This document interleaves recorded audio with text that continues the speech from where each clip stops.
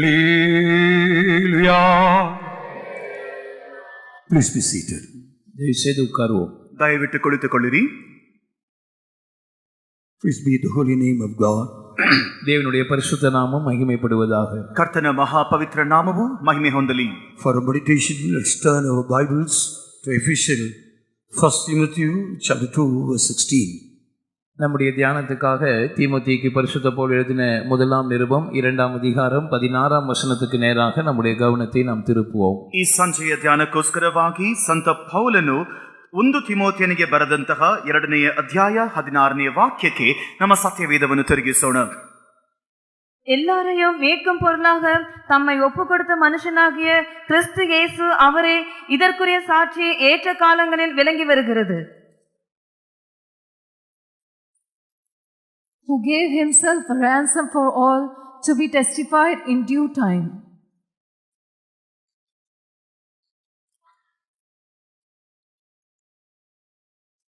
First Timothy chapter 3:16, sir.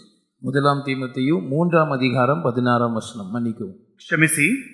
1 ತಿಮೋಥೆಯ 3ನೇ ಅಧ್ಯಾಯ 16ನೇ ವಾಕ್ಯ. அன்றியும் தேவ பக்திக்குரிய ரகசியமானது யாவரும் ஒப்புக்கொள்ளுகிறபடியே மகா மேன்மையுள்ளது.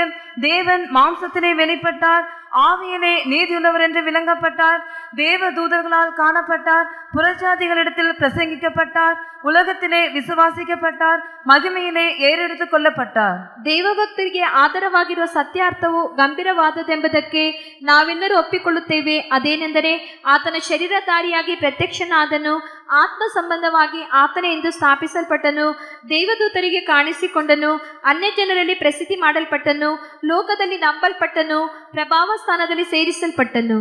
And without controversy, great is the mystery of godliness. God was manifest in the flesh, justified in spirit, seen of angels, preached unto the Gentiles, believed on in the world, received up into glory. Praise be the holy name of God. தேவனுடைய பரிசுத்த நாமம் மகிமைப்படுவதாக. ಕರ್ತನ ಮಹಾ ಪವಿತ್ರ ನಾಮವು ಮಹಿಮೆ ಪಡಲಿ. Our main subject is the great mystery of godliness. God was manifest in the flesh. இன்றைக்கு நம்முடைய முக்கியமான தியானத்தின் விஷயம் தேவ பக்திக்குரிய அந்த மகா பெரிதான ரகசியம், தேவன் மாம்சத்திலே வெளிப்பட்டார். ದೇವ ಭಕ್ತಿಯ ಮಹಾ ದೊಡ್ಡ ರಹಸ್ಯವಾದದ್ದನ್ನೇ ಈ ಸಂಜೆಯ ಸಮಯದಲ್ಲಿ ನಾವು ಧ್ಯಾನ ಮಾಡಲು ಹೋಗುತ್ತೇವೆ. ಅದೇನೆಂದರೆ ಆತನು ಶರೀರಧಾರಿಯಾಗಿ ಪ್ರತ್ಯಕ್ಷನಾದನು. Beloved children of God, why that great almighty God come to this world as a form of human?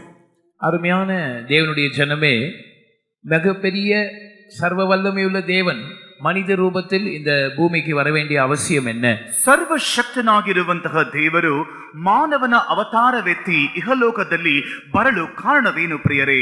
When we go through the scripture, the God Father created all things by him, for him.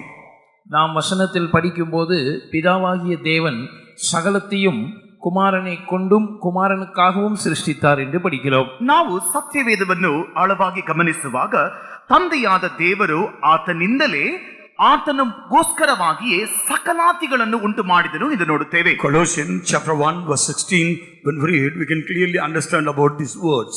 கொலோசியர் 1ஆம் அதிகாரம் 16ஆம் வசனத்தில் நாம் இதை தெளிவாக விளங்கிக் கொள்கிறோம். ಕೊಲೋಸಿಯ 1ನೇ ಅಧ್ಯಾಯ 16ನೇ ವಾಕ್ಯದಲ್ಲಿ ಇದನ್ನು ಸ್ಪಷ್ಟವಾಗಿ ನಾವು ಅರಿತುಕೊಳ್ಳಬಹುದು. Not only that, St. Paul writes in Hebrews chapter 1 verse 1 and 2, when we read, எபிரேயருக்கு நிருபம் எழுதும்போது பரிசுத்த பவுல் 1ஆம் அதிகாரம் முதல் 2 வசனத்தில் எழுதுவதை நாம் வாசித்தால், ಇದು ಮಾತ್ರವಲ್ಲದೆ ಸಂತ ಪೌಲನು ಇಬ್ರಿಯರಿಗೆ ಬರೆಯುವಾಗ 1ನೇ ಅಧ್ಯಾಯ ಮೊದಲ 2 ವಾಕ್ಯವನ್ನು ನಾವು ಓದುವಾಗ, by whom also he made the worlds.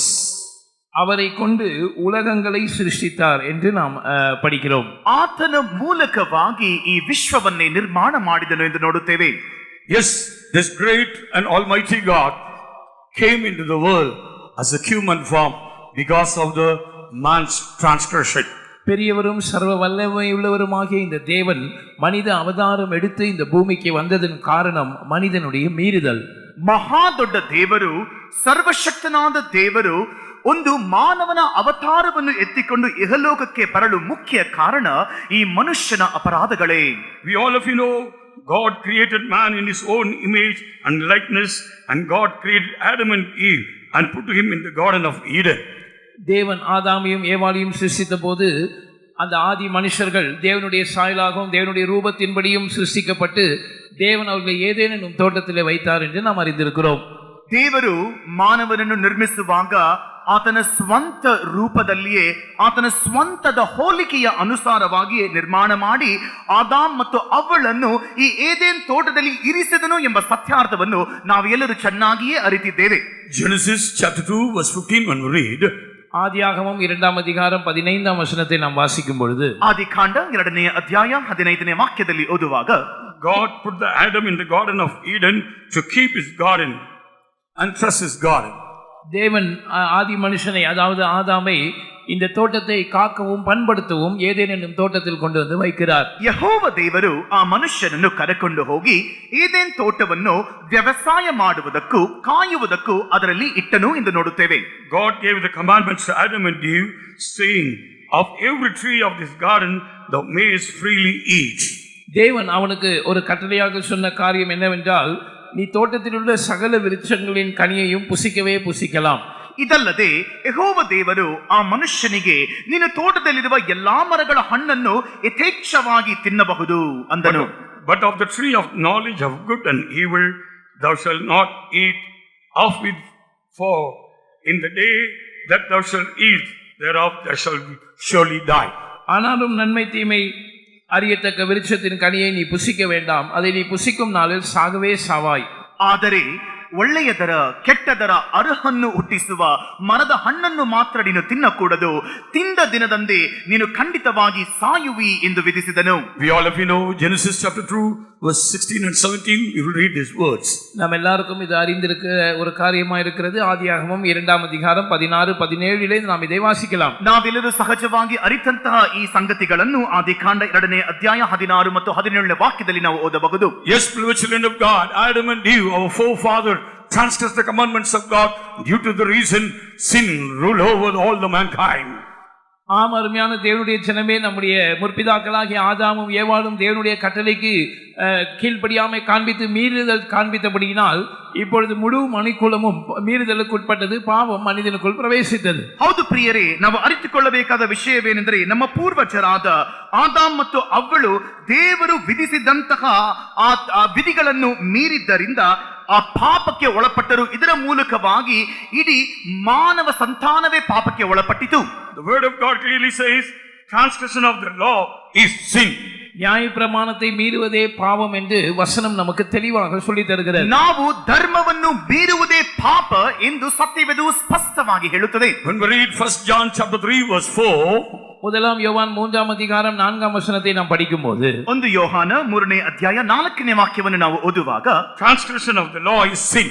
நியாய பிரமாணத்தை மீறுவதே பாவம். ಧರ್ಮಶಾಸ್ತ್ರವನ್ನು ಮೀರುವುದೇ ಪಾಪ. Our forefather Adam and Eve did not obey the commandments of God. They are transgressed the commandments of God. நம்முடைய முற்பிதாக்கள் ஆதாமும் ஏவாளும் கர்த்தருடைய கட்டளைக்கு கீழ்ப்படியாமல் கர்த்தருடைய கட்டளைக்கு மீறுதலை காண்பித்தார்கள். ನಮ್ಮ ಪೂರ್ವಜರಾದ ಆದಾಮ್ ಮತ್ತು ಅವಳು ಅವರು ದೇವರು ವಿಧಿಸಿದ ಆಜ್ಞೆಗಳಿಗೂ ಆತನ ಧರ್ಮಶಾಸ್ತ್ರಗಳಿಗೂ ಅವರು ವಿಧೇಯರಾಗದೇ ಇದ್ದರಿಂದ ಪಾಪಕ್ಕೆ ಸಿಲುಕಿದರು. Satan beguiled Eve with his subtlety. சர்ப்பமானது சாத்தான் தன்னுடைய தந்திரத்தினாலே ஏவாளை வஞ்சித்து விட்டான். ಆ ಸೈತಾನನು ತನ್ನ ಕುಯುಕ್ತಿಯಿಂದ ಅವಳನ್ನು ವಂಚಿಸಿ ಬಿಟ್ಟನು. As usual, God called them in the cool of the day, every day, so that day, the particular day, man and Adam and Eve, they will hide themselves. பகலின் குளிர்ச்சியான வேளையிலே கர்த்தர் அவர்களை தோட்டத்திலே வந்து சந்திப்பது வழக்கம். அந்த குறிப்பிட்ட நாளிலே கர்த்தர் அவர்களை கூப்பிட்ட போது ஆதாமும் ஏவாளும் தோட்டத்தில் விருட்சங்களுக்குள்ளே தங்களை ஒளித்துக் கொண்டார்கள். ಸಾಮಾನ್ಯವಾಗಿ ದೇವರು ಆ ಹಗಲಿನ ತಂಪಾದ ಸಮಯದಲ್ಲಿ ಬಂದು ಅವರ ಬಳಿಯಲ್ಲಿ ಮಾತನಾಡುವುದು ಉಂಟು. ಅದೇ ರೀತಿಯಾಗಿ ಒಂದಾನೊಮ್ಮೆ ದೇವರು ಅವರ ಬಳಿಯಲ್ಲಿ ಮಾತನಾಡಿದಾಗ ಇವರ ಪಾಪದ ದೆಸೆಯಿಂದ ಆದಾಮ್ ಮತ್ತು ಅವಳು ತಮ್ಮನ್ನು ಮರೆಮಾಡಿಕೊಂಡರು. Lord called Adam and said unto him, where thou art? ஆதாமை கர்த்தர் கூப்பிட்டு, ஆதாமே நீ எங்கே இருக்கிறாய் என்று கேட்டார். ದೇವರು ಆದಾಮನನ್ನು ನೋಡಿ, ಆದಾಮನೇ ನೀನು ಎಲ್ಲಿದ್ದೀ ಎಂದು ಕರೆದನು. He said, I heard the voice in the garden and I was afraid because I was naked and I hide myself. அதற்கு அவன், நான் தேவனுடைய சத்தத்தை தோட்டத்திலே கேட்டு நான் ನಿರ್ವಾಣಿಯಾಗಿ இருப்பதினால் பயந்து ஒளித்துக் கொண்டேன் என்று சொன்னான். ಸ್ವಾಮಿ, ನೀನು ತೋಟದಲ್ಲಿ ಸಂಚರಿಸುವಂತಹ ಸಪ್ಪಳವನ್ನು ನಾನು ಕೇಳಿ ಬೆತ್ತಲಾಗಿದ್ದೇನಲ್ಲ ಎಂದು ಹೆದರಿ ಅಡಗಿಕೊಂಡೆನು ಅಂದನು. Immediately God said to Adam, who said thou art naked? உடனடியாக கர்த்தர் ஆதாமை பார்த்து கேட்கிறார், நீ ನಿರ್ವಾಣಿ என்று உனக்கு அறிவித்தவன் யார்? ಆ ಕ್ಷಣವೇ ದೇವರು ಅವನನ್ನು ಪ್ರಶ್ನಿಸುತ್ತಾನೆ, ನೀನು ಬೆತ್ತಲಾದಿ ಎಂದು ನಿನಗೆ ತಿಳಿಸಿದವರು ಯಾರು? Immediately God knew about man ate that fruit. மனிதன் அந்த கனியை புசித்திருக்கிறான் என்பது தேவனுக்கு உடனடியாக தெரிந்திருந்தது. ಕೂಡಲೇ ನಿಷೇಧಿಸಲ್ಪಟ್ಟಂತಹ ಹಣ್ಣನ್ನು ಮನುಷ್ಯನು ತಿಂದಿದ್ದಾನೆಂಬ ಪರಿಜ್ಞಾನವು ದೇವರಿಗೆ ಉಂಟಾಯಿತು. Hast thou eaten of the tree whereof I commanded thee that thou shouldst eat? புசிக்க வேண்டாம் என்று நான் உனக்கு விலக்கின விருட்சத்தின் கனியை புசித்தாயோ என்று கர்த்தர் கேட்கிறார். ತಿನ್ನಬಾರದು ಎಂದು ನಾನು ನಿನಗೆ ಆಜ್ಞಾಪಿಸಿದ ಮರದ ಹಣ್ಣನ್ನು ತಿಂದಿಯೋ ಎಂದು ಅವನನ್ನು ಕೇಳುತ್ತಾನೆ. Yes, our forefather Adam and Eve disobeyed unto God and they are far away from the law. ஆம், நம்முடைய முற்பிதாக்களாகிய ஆதாமும் ஏவாளும் தேவனுக்கு கீழ்ப்படியாமை காண்பித்தபடியினால் அவர்கள் தேவனை விட்டு தூரமாய் போனார்கள். ನಮ್ಮ ಪೂರ್ವಜರಾದ ಆದಾಮ್ ಮತ್ತು ಅವ್ವಳು ದೇವರಿಗೆ ಅವಿಧೇಯರಾದದ್ದರಿಂದ ದೇವರನ್ನು ಬಿಟ್ಟು ಬಲು ದೂರ ಹೋಗಿಬಿಟ್ಟರು. They transgressed the commandments of God. தேவனுடைய கட்டளைகளை அவர்கள் மீறினார்கள். ದೇವರ ಆಜ್ಞೆಗಳನ್ನು ಆತನ ವಿಧಿಗಳನ್ನು ಮೀರಿದರು. Yes, beloved children, this is the main reason the Almighty God came down from heaven as a human form.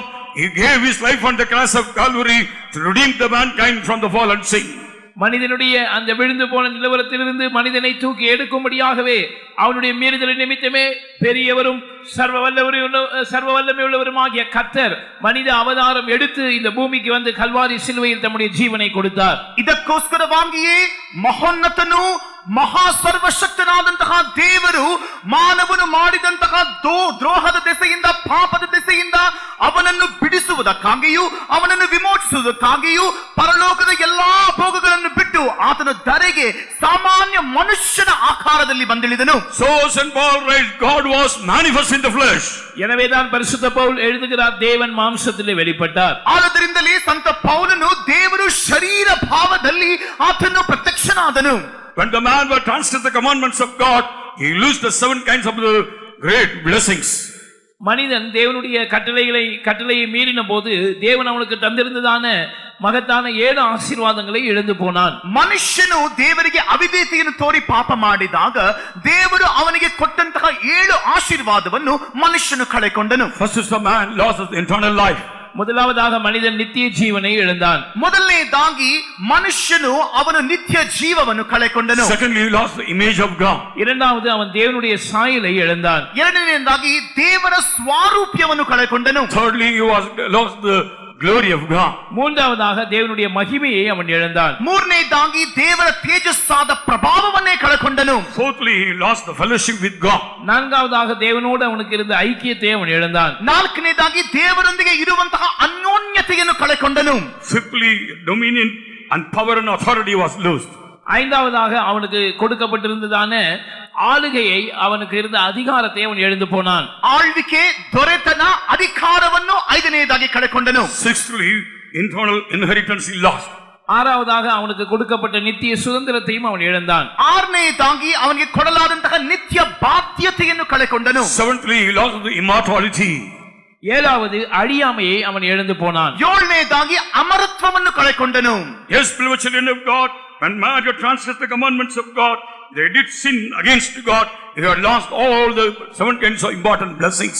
ஆம், இவ்விதமாக அந்த ஆதி மனிதன் பாவம் செய்து மீறுதலுக்கு உட்பட்ட போது தேவனுடைய இவ்விதமான 7 மகத்தான ஆசீர்வாதங்களை அவர்கள் இழந்து போனார்கள். ಆದಿ ಮಾನವರು ಈ ರೀತಿಯಾದ ಅವಿಧೇಯತೆಯನ್ನು ತೋರಿ ದೇವರ ವಿರುದ್ಧವಾದ ಪಾಪವನ್ನು ಮಾಡಿದ ದೆಸೆಯಿಂದ ದೇವರು ಅವರಿಗೆ ಕೊಟ್ಟಂತಹ 7 ವಿಧವಾದ ಆಶೀರ್ವಾದಗಳನ್ನು ಅವರು ಕಳೆಕೊಂಡರು. The Holy Scripture says, Satan beguiled Adam and Eve. They ate that fruit and transgressed the commandments of God.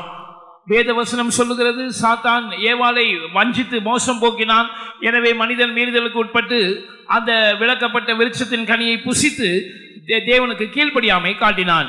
ಸರ್ಪವು ಅವಳನ್ನು ಕುಯುಕ್ತಿಯಿಂದ ವಂಚಿಸಿದರ ದೆಸೆಯಿಂದ ಅವಳು ನಿಷೇಧಿಸಲ್ಪಟ್ಟಂತಹ ಆ ಹಣ್ಣನ್ನು ತಿಂದ ಮೂಲಕವಾಗಿ ದೇವರಿಗೆ ಅವಿಧೇಯತೆಯನ್ನು ತೋರಿ ಪಾಪದಲ್ಲಿ ಸಿಲುಕಿ ಬಿದ್ದಳು. Yes, when God asked Adam, Adam not accepted his error, God asked unto Eve, Eve not accepted, blame one another.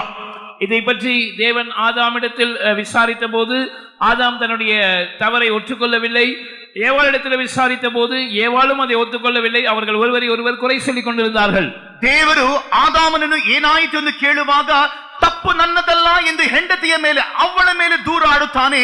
ಅವಳನ್ನು ಕೇಳಿದಾಗ ತಪ್ಪು ನನ್ನದಲ್ಲ ಈ ಸರ್ಪದ್ದು ಎಂದು ಅವರು ದೂರು ಹೇಳುವಂತವರಾಗಿ ಮಾರ್ಪಟ್ಟು ಬಿಟ್ಟರು. Adam blamed Eve, Eve blamed the serpent.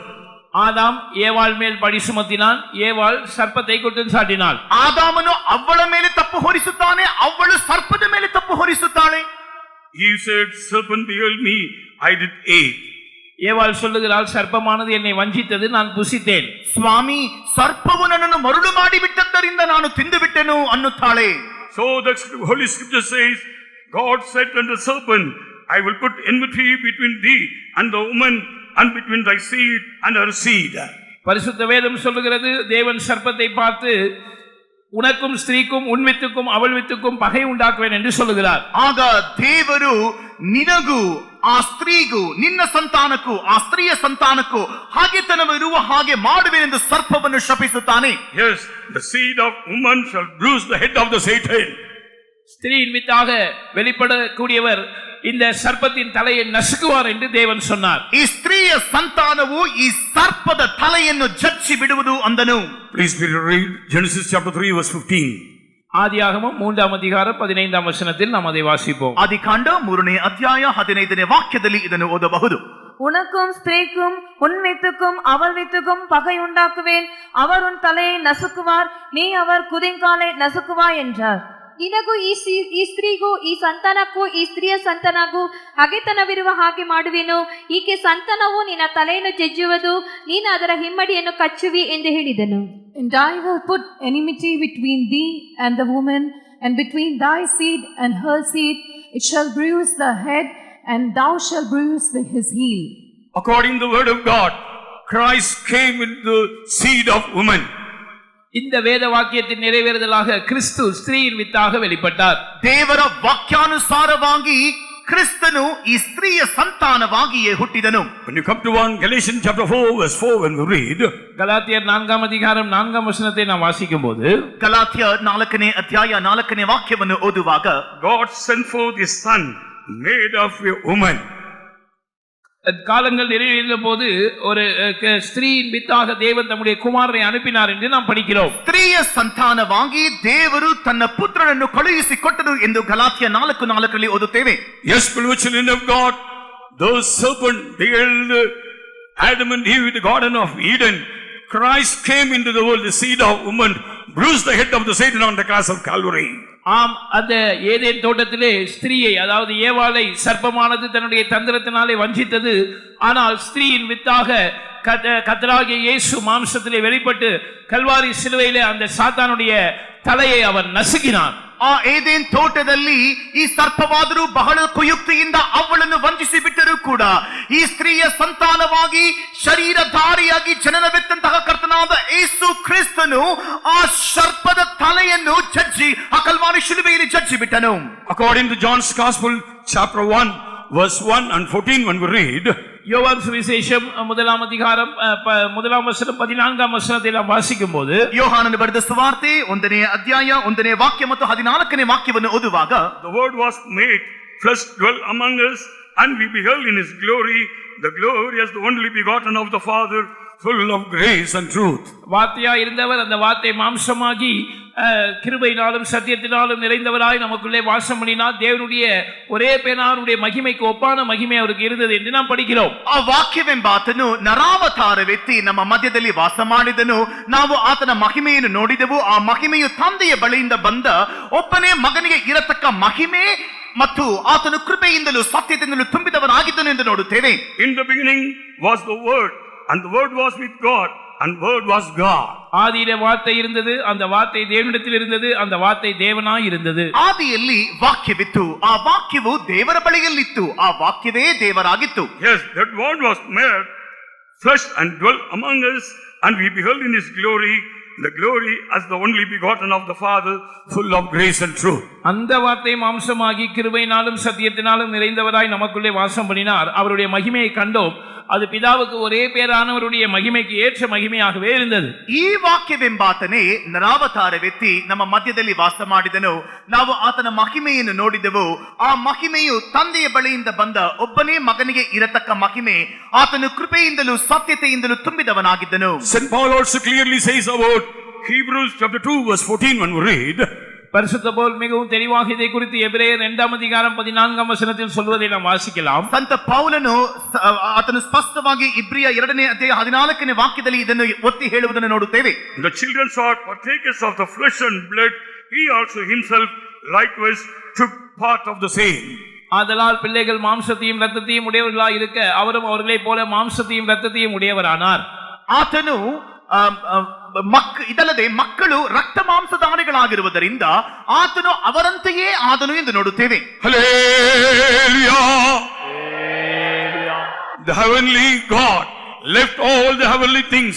He took the human form, came into the world, died on the cross, gave his life for you and me to redeem from the fallen sin. பரலோகத்தின் தேவன் பரலோகத்தில் நமக்கு உண்டாயிருந்த எல்லாவற்றையும் விட்டுவிட்டு அவர் மனித அவதாரம் எடுத்து இந்த பூமிக்கு வந்து கல்வாரி சிலுவையிலே நம்முடைய இந்த விழுந்து போன நிலவரத்திலிருந்து நம்மை மீட்டெடுக்கும்படியாக தம்முடைய முழு சொட்டு ரத்தத்தையும் சிந்தி நமக்காக பாடுபட்டு மரித்தார். ನಮ್ಮ ಸ್ವರ್ಗೀಯ ದೇವರು ತಾನು ವಾಸ ಮಾಡಿದಂತಹ ಆ ಪರಲೋಕವನ್ನು ತನಗಿರುವ ಎಲ್ಲಾ ಭೋಗಗಳನ್ನು ಆತನು ಬಿಟ್ಟು ನರಾವತಾರ ವ್ಯಕ್ತಿ ಈ ಮನುಷ್ಯನು ಮಾಡಿದ ಪಾಪದ ದೆಸೆಯಿಂದ ಕ್ರೂಚೆಯಲ್ಲಿ ಜಡಿಯಲ್ಪಟ್ಟಂತವನಾಗಿ ಮನುಷ್ಯನು ಮಾಡಿದ ದೋಹದಿಂದ ಅವನನ್ನು ಬಿಡಿಸುವುದಕ್ಕಾಗಿ ವಿಮೋಚಿಸುವುದಕ್ಕೋಸ್ಕರವಾಗಿ ಕೊನೆಯ ತೊಟ್ಟು ರಕ್ತವನ್ನು ಸಹ ಕ್ರೂಚೆಯಲ್ಲಿ ಸುರಿದನು. St. Paul clearly says he was equal with the Father. He was not taught with the he was equal with the Father. He left all the heavenly things to took the human form. பரிசுத்த பவுல் தெளிவாக இதை குறித்து சொல்லும் போது அவர் தேவனுடைய ரூபமாயிருந்தும் தேவனுக்கு சமமாய் இருப்பதை கொள்ளையானின பொருளாய் எண்ணாமல் அவர் அடிமையின் ரூபம் எடுத்து மனுஷ ரூபமாய் காணப்பட்டார். ಸಂತ ಪೌಲನು ಇದನ್ನು ಬಲು ಸ್ಪಷ್ಟವಾಗಿ ಹೇಳುತ್ತಾನೆ. ಈ ಕ್ರಿಸ್ತನು ಆತನು ತಂದೆಯ ರೂಪಕ್ಕೆ ಸಮಾನನಾಗಿದ್ದರೂ ಆತನಿಗೆ ಸರಿಸಾಟಿಯಾಗಿ ಆತನು ಕಾಣಲ್ಪಟ್ಟರೂ ಸಹ ಎಲ್ಲವನ್ನು ಆತನು ತೊರೆದು ಒಂದು ದಾಸನ ರೂಪವನ್ನು ಎತ್ತಿ ನರಾವತಾರದಲ್ಲಿ ಬಂದನು ಎಂದು ಹೇಳುತ್ತಾನೆ. So St. Paul writes in 1 Timothy chapter 3:16, God was manifest in the flesh. இதைத்தான் நாம் வாசித்த அந்த முதல் வசனத்திலே பரிசுத்த பவுல் எழுதுவதை நாம் வாசித்தோம். 1 தீமோத்தேயு 3 அதிகாரம் 16 வசனம் சொல்லுகிறது, தேவன் மாம்சத்திலே வெளிப்பட்டார். ಇದನ್ನೇ 1 ತಿಮೋಥಿ 3ನೇ ಅಧ್ಯಾಯ 16ನೇ ವಾಕ್ಯದಲ್ಲಿ ಸಂತ ಪೌಲನು ಸೂಚಿಸುವುದನ್ನು ಕಾಣುತ್ತೇವೆ. ಇದನ್ನೇ ಆತನು ಹೇಳುತ್ತಾನೆ, ಆತನು ಶರೀರಧಾರಿಯಾಗಿ ಪ್ರತ್ಯಕ್ಷನಾದನು. God manifest in the flesh to redeem the fallen mankind, a sinless man. Jesus gave his life on the cross of Calvary. தேவன் மாம்சத்திலே வெளிப்பட்டார் என்று சொல்லும்போது விழுந்து போன மனுக்குலத்தை மீட்டெடுக்கும்படியாக பாவமில்லாத கர்த்தராகிய இயேசு மனிதன் அவதாரம் எடுத்து தம்முடைய ஜீவனை கல்வாரியிலே நமக்காய் கொடுத்தார். ಮಾನವ ಕುಲದ ವಿಮೋಚನೆಗಾಗಿ ಅವರ ಬಿಡುಗಡೆಗೋಸ್ಕರವಾಗಿ ಪಾಪರಹಿತನಾದ ಪಾಪವೇ ಅರಿಯದ ಕ್ರಿಸ್ತನು ನರಾವತಾರವೆತ್ತಿ ಈ ಜನರಿಗೋಸ್ಕರವಾಗಿ ಯಜ್ಞವಾಗಿ ಅರ್ಪಿಸಲ್ಪಟ್ಟನು. Jesus came into the world as a human form like you and me to redeem us from the fallen sin. என்னை போல உங்களை போல மனித அவதாரம் எடுத்து இந்த விழுந்து போன மனுஷ சாயலிலே கர்த்தராகிய இயேசு இந்த பூமிக்கு வந்ததினுடைய நோக்கம் நம்முடைய விழுந்து போன நிலவரத்திலிருந்து நம்மை மீட்டெடுக்கும்படியாக, ನಮ್ಮ ಬಿದ್ದು ಹೋದಂತಹ ಪರಿಸ್ಥಿತಿಯಿಂದ ನಮ್ಮನ್ನು ಎತ್ತಿ ಪುನರ್ಸ್ಥಾಪಿಸುವ ಸಲುವಾಗಿಯೇ ಕರ್ತನಾದ ಯೇಸು ಕ್ರಿಸ್ತನು ನಿಮ್ಮಂತೆಯೂ ನನ್ನಂತೆಯೂ ಒಂದು ನರಾವತಾರವನ್ನು ಎತ್ತಿ ಈ ತರಗಿಳಿದು ಬಂದನು. Christ came into the world to bring back the mankind into the first state. மனிதனை மறுபடியுமாக அந்த ஆதி நிலவரத்துக்கு மீட்டெடுக்கும்படியாக கர்த்தராகிய இயேசு மனித அவதாரம் எடுத்து இந்த பூமிக்கு வந்தார். ಮಾನವನನ್ನು ಪೂರ್ವ ವೈಭವಕ್ಕೆ ಗತ ವೈಭವಕ್ಕೆ ಕರೆಕೊಂಡು ಹೋಗಬೇಕೆಂಬಂತಹ ಉದ್ದೇಶದಿಂದಲೇ ನರಾವತಾರವೆತ್ತಿ ಬಂದನು. Yes, when we have believed Christ crucified on the cross for my sin, for my sicknesses, for my curse, for my punishment, even today the blood of Jesus Christ cleanse you, sanctify you, deliver you from all kinds of the problems of your life. கர்த்தராகிய இயேசு என்னுடைய பாவங்களுக்காக, என்னுடைய வியாதிகளுக்காக, என்னுடைய சாபங்களுக்காக, என்னுடைய சமாதான சிட்சைக்காக கல்வாரி சிலுவையிலே அறையப்பட்டார், அவர் பாடுபட்டார், ரத்தம் சிந்தினார் என்பதை நீங்கள் விசுவாசிப்பீர்கள் என்றால் இன்றைக்கும் கர்த்தராகிய இயேசு கிறிஸ்துவின் ரத்தம் உங்களை மன்னிக்க, உங்களை கழுவ, உங்களை சுத்திகரிக்க, உங்களுடைய சகல விதமான பிரச்சனைகளுக்கும் ஒரு நிவாரணத்தை உண்டு பண்ண அது வல்லமையுள்ளதா இருக்கிறது. ನನ್ನ ದ್ರೋಹಗಳ ದೆಸೆಯಿಂದ, ನನ್ನ ಪಾಪಗಳ ದೆಸೆಯಿಂದ, ನನ್ನ ಶಾಪಗಳ ದೆಸೆಯಿಂದ, ನನ್ನ ದಂಡನೆಯ ಮೂಲಕ, ನನ್ನ ರೋಗದ ನೋವಕ್ಕೋಸ್ಕರವಾಗಿಯೇ ಕರ್ತನಾದ ಯೇಸು ಕ್ರಿಸ್ತನ ನಿಷ್ಕಳಂಕವಾದ ರಕ್ತವು ಸುರಿಸಲ್ಪಟ್ಟಿದ್ದೆವು ಎಂಬುದನ್ನು ನಾನು ನಂಬುತ್ತೇನೆ ಎಂದು ನೀವು ಹೇಳುವುದಾದರೆ, ನಿಮಗಿರುವಂತಹ ಸಕಲ ವಿಧವಾದ ಸಮಸ್ಯೆಗಳಿಂದಲೂ ಬಂಧನಗಳಿಂದಲೂ ಕರ್ತನಾದ ದೇವರು ಈ ದಿನವೇ ನಿಮ್ಮನ್ನು ಬಿಡುಗಡೆ ಮಾಡಲು ಶಕ್ತನಾಗಿದ್ದಾನೆ. So many of us, all servants of God and believers, we are also witness, because Christ cleansed all our sins. We are saved. We have received the forgiveness of sin. இங்க இருக்கிறதான கர்த்தருடைய ஊழியர்கள், தேவ ஜனங்கள், இத்தனை பேர் கர்த்தராகிய இயேசு எங்களுடைய பாவங்களை மன்னித்து, எங்களுடைய பாவங்களை கழுவி எங்களை சுத்திகரித்தபடியினால் நாங்கள் பாவ மன்னிப்பின் நிச்சயத்தை பெற்றிருக்கிறோம் என்பதற்கு சாட்சிகளாக இருக்கிறோம். ಕರ್ತನಾದ ಯೇಸು ಕ್ರಿಸ್ತನು ನಮ್ಮ ಪಾಪವನ್ನು ಕ್ಷಮಿಸಿ, ನಮ್ಮ ಪಾಪವನ್ನು ಶುಚಿ ಮಾಡಿ ತೊಳೆದು ಅದನ್ನು ಕ್ಷಮಿಸಿ ಬಿಟ್ಟಿದ್ದಾನೆ ಎಂದು ಹೇಳುವುದಕ್ಕೆ ನಿಜವಾದ ಸಾಕ್ಷಿಗಳಾಗಿಯೇ ನಾವು ಈ ಸ್ಥಳದಲ್ಲಿ ನಿಂತಿದ್ದೇವೆ. Jesus Christ made us as his own sons and daughters. கர்த்தராகிய இயேசு தேவனுடைய சொந்த குமாரராக, குமாரத்திகளாக நம்மை மாற்றி இருக்கிறார். ಕರ್ತನಾದ ಯೇಸು ಕ್ರಿಸ್ತನು ಆತನ ಸ್ವಂತ ಪುತ್ರರನ್ನಾಗಿಯೂ ಪುತ್ರಿಯರನ್ನಾಗಿಯೂ ನಮ್ಮನ್ನು ಮಾರ್ಪಡಿಸಿದ್ದಾನೆ. Praise be the holy name of God. தேவனுடைய பரிசுத்த நாமம் மகிமைப்படுவதாக. ಕರ್ತನ ಮಹಾಪವಿತ್ರ ನಾಮವು ಮಹಿಮೆ ಪಡಲಿ. One day a person asked unto the priest, ஒரு முறை ஒரு பிரீஸ்ட் கிட்ட ஒரு நபர் கேட்டார். ಒಂದು ಬಾರಿ ಒಂದು ಪಾದ್ರಿಯ ಬಳಿಯಲ್ಲಿ ಓರ್ವ ವ್ಯಕ್ತಿ ಕೇಳಿದರು, literally, medically, we have seen at least 3 or 4 liters blood only a man having in his body. எழுத்தின்படியாக சொல்ல வேண்டும் என்றால் மருத்துவ ரீதியாக ஒரு மனிதனுக்கு சரீரத்திலே 3 அல்லது 4 லிட்டர் ரத்தம் தான் இருக்கும்.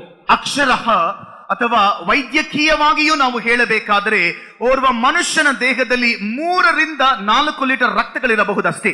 How can that blood of Jesus Christ to cleanse the whole world's people's sin and cleanse, sanctify them?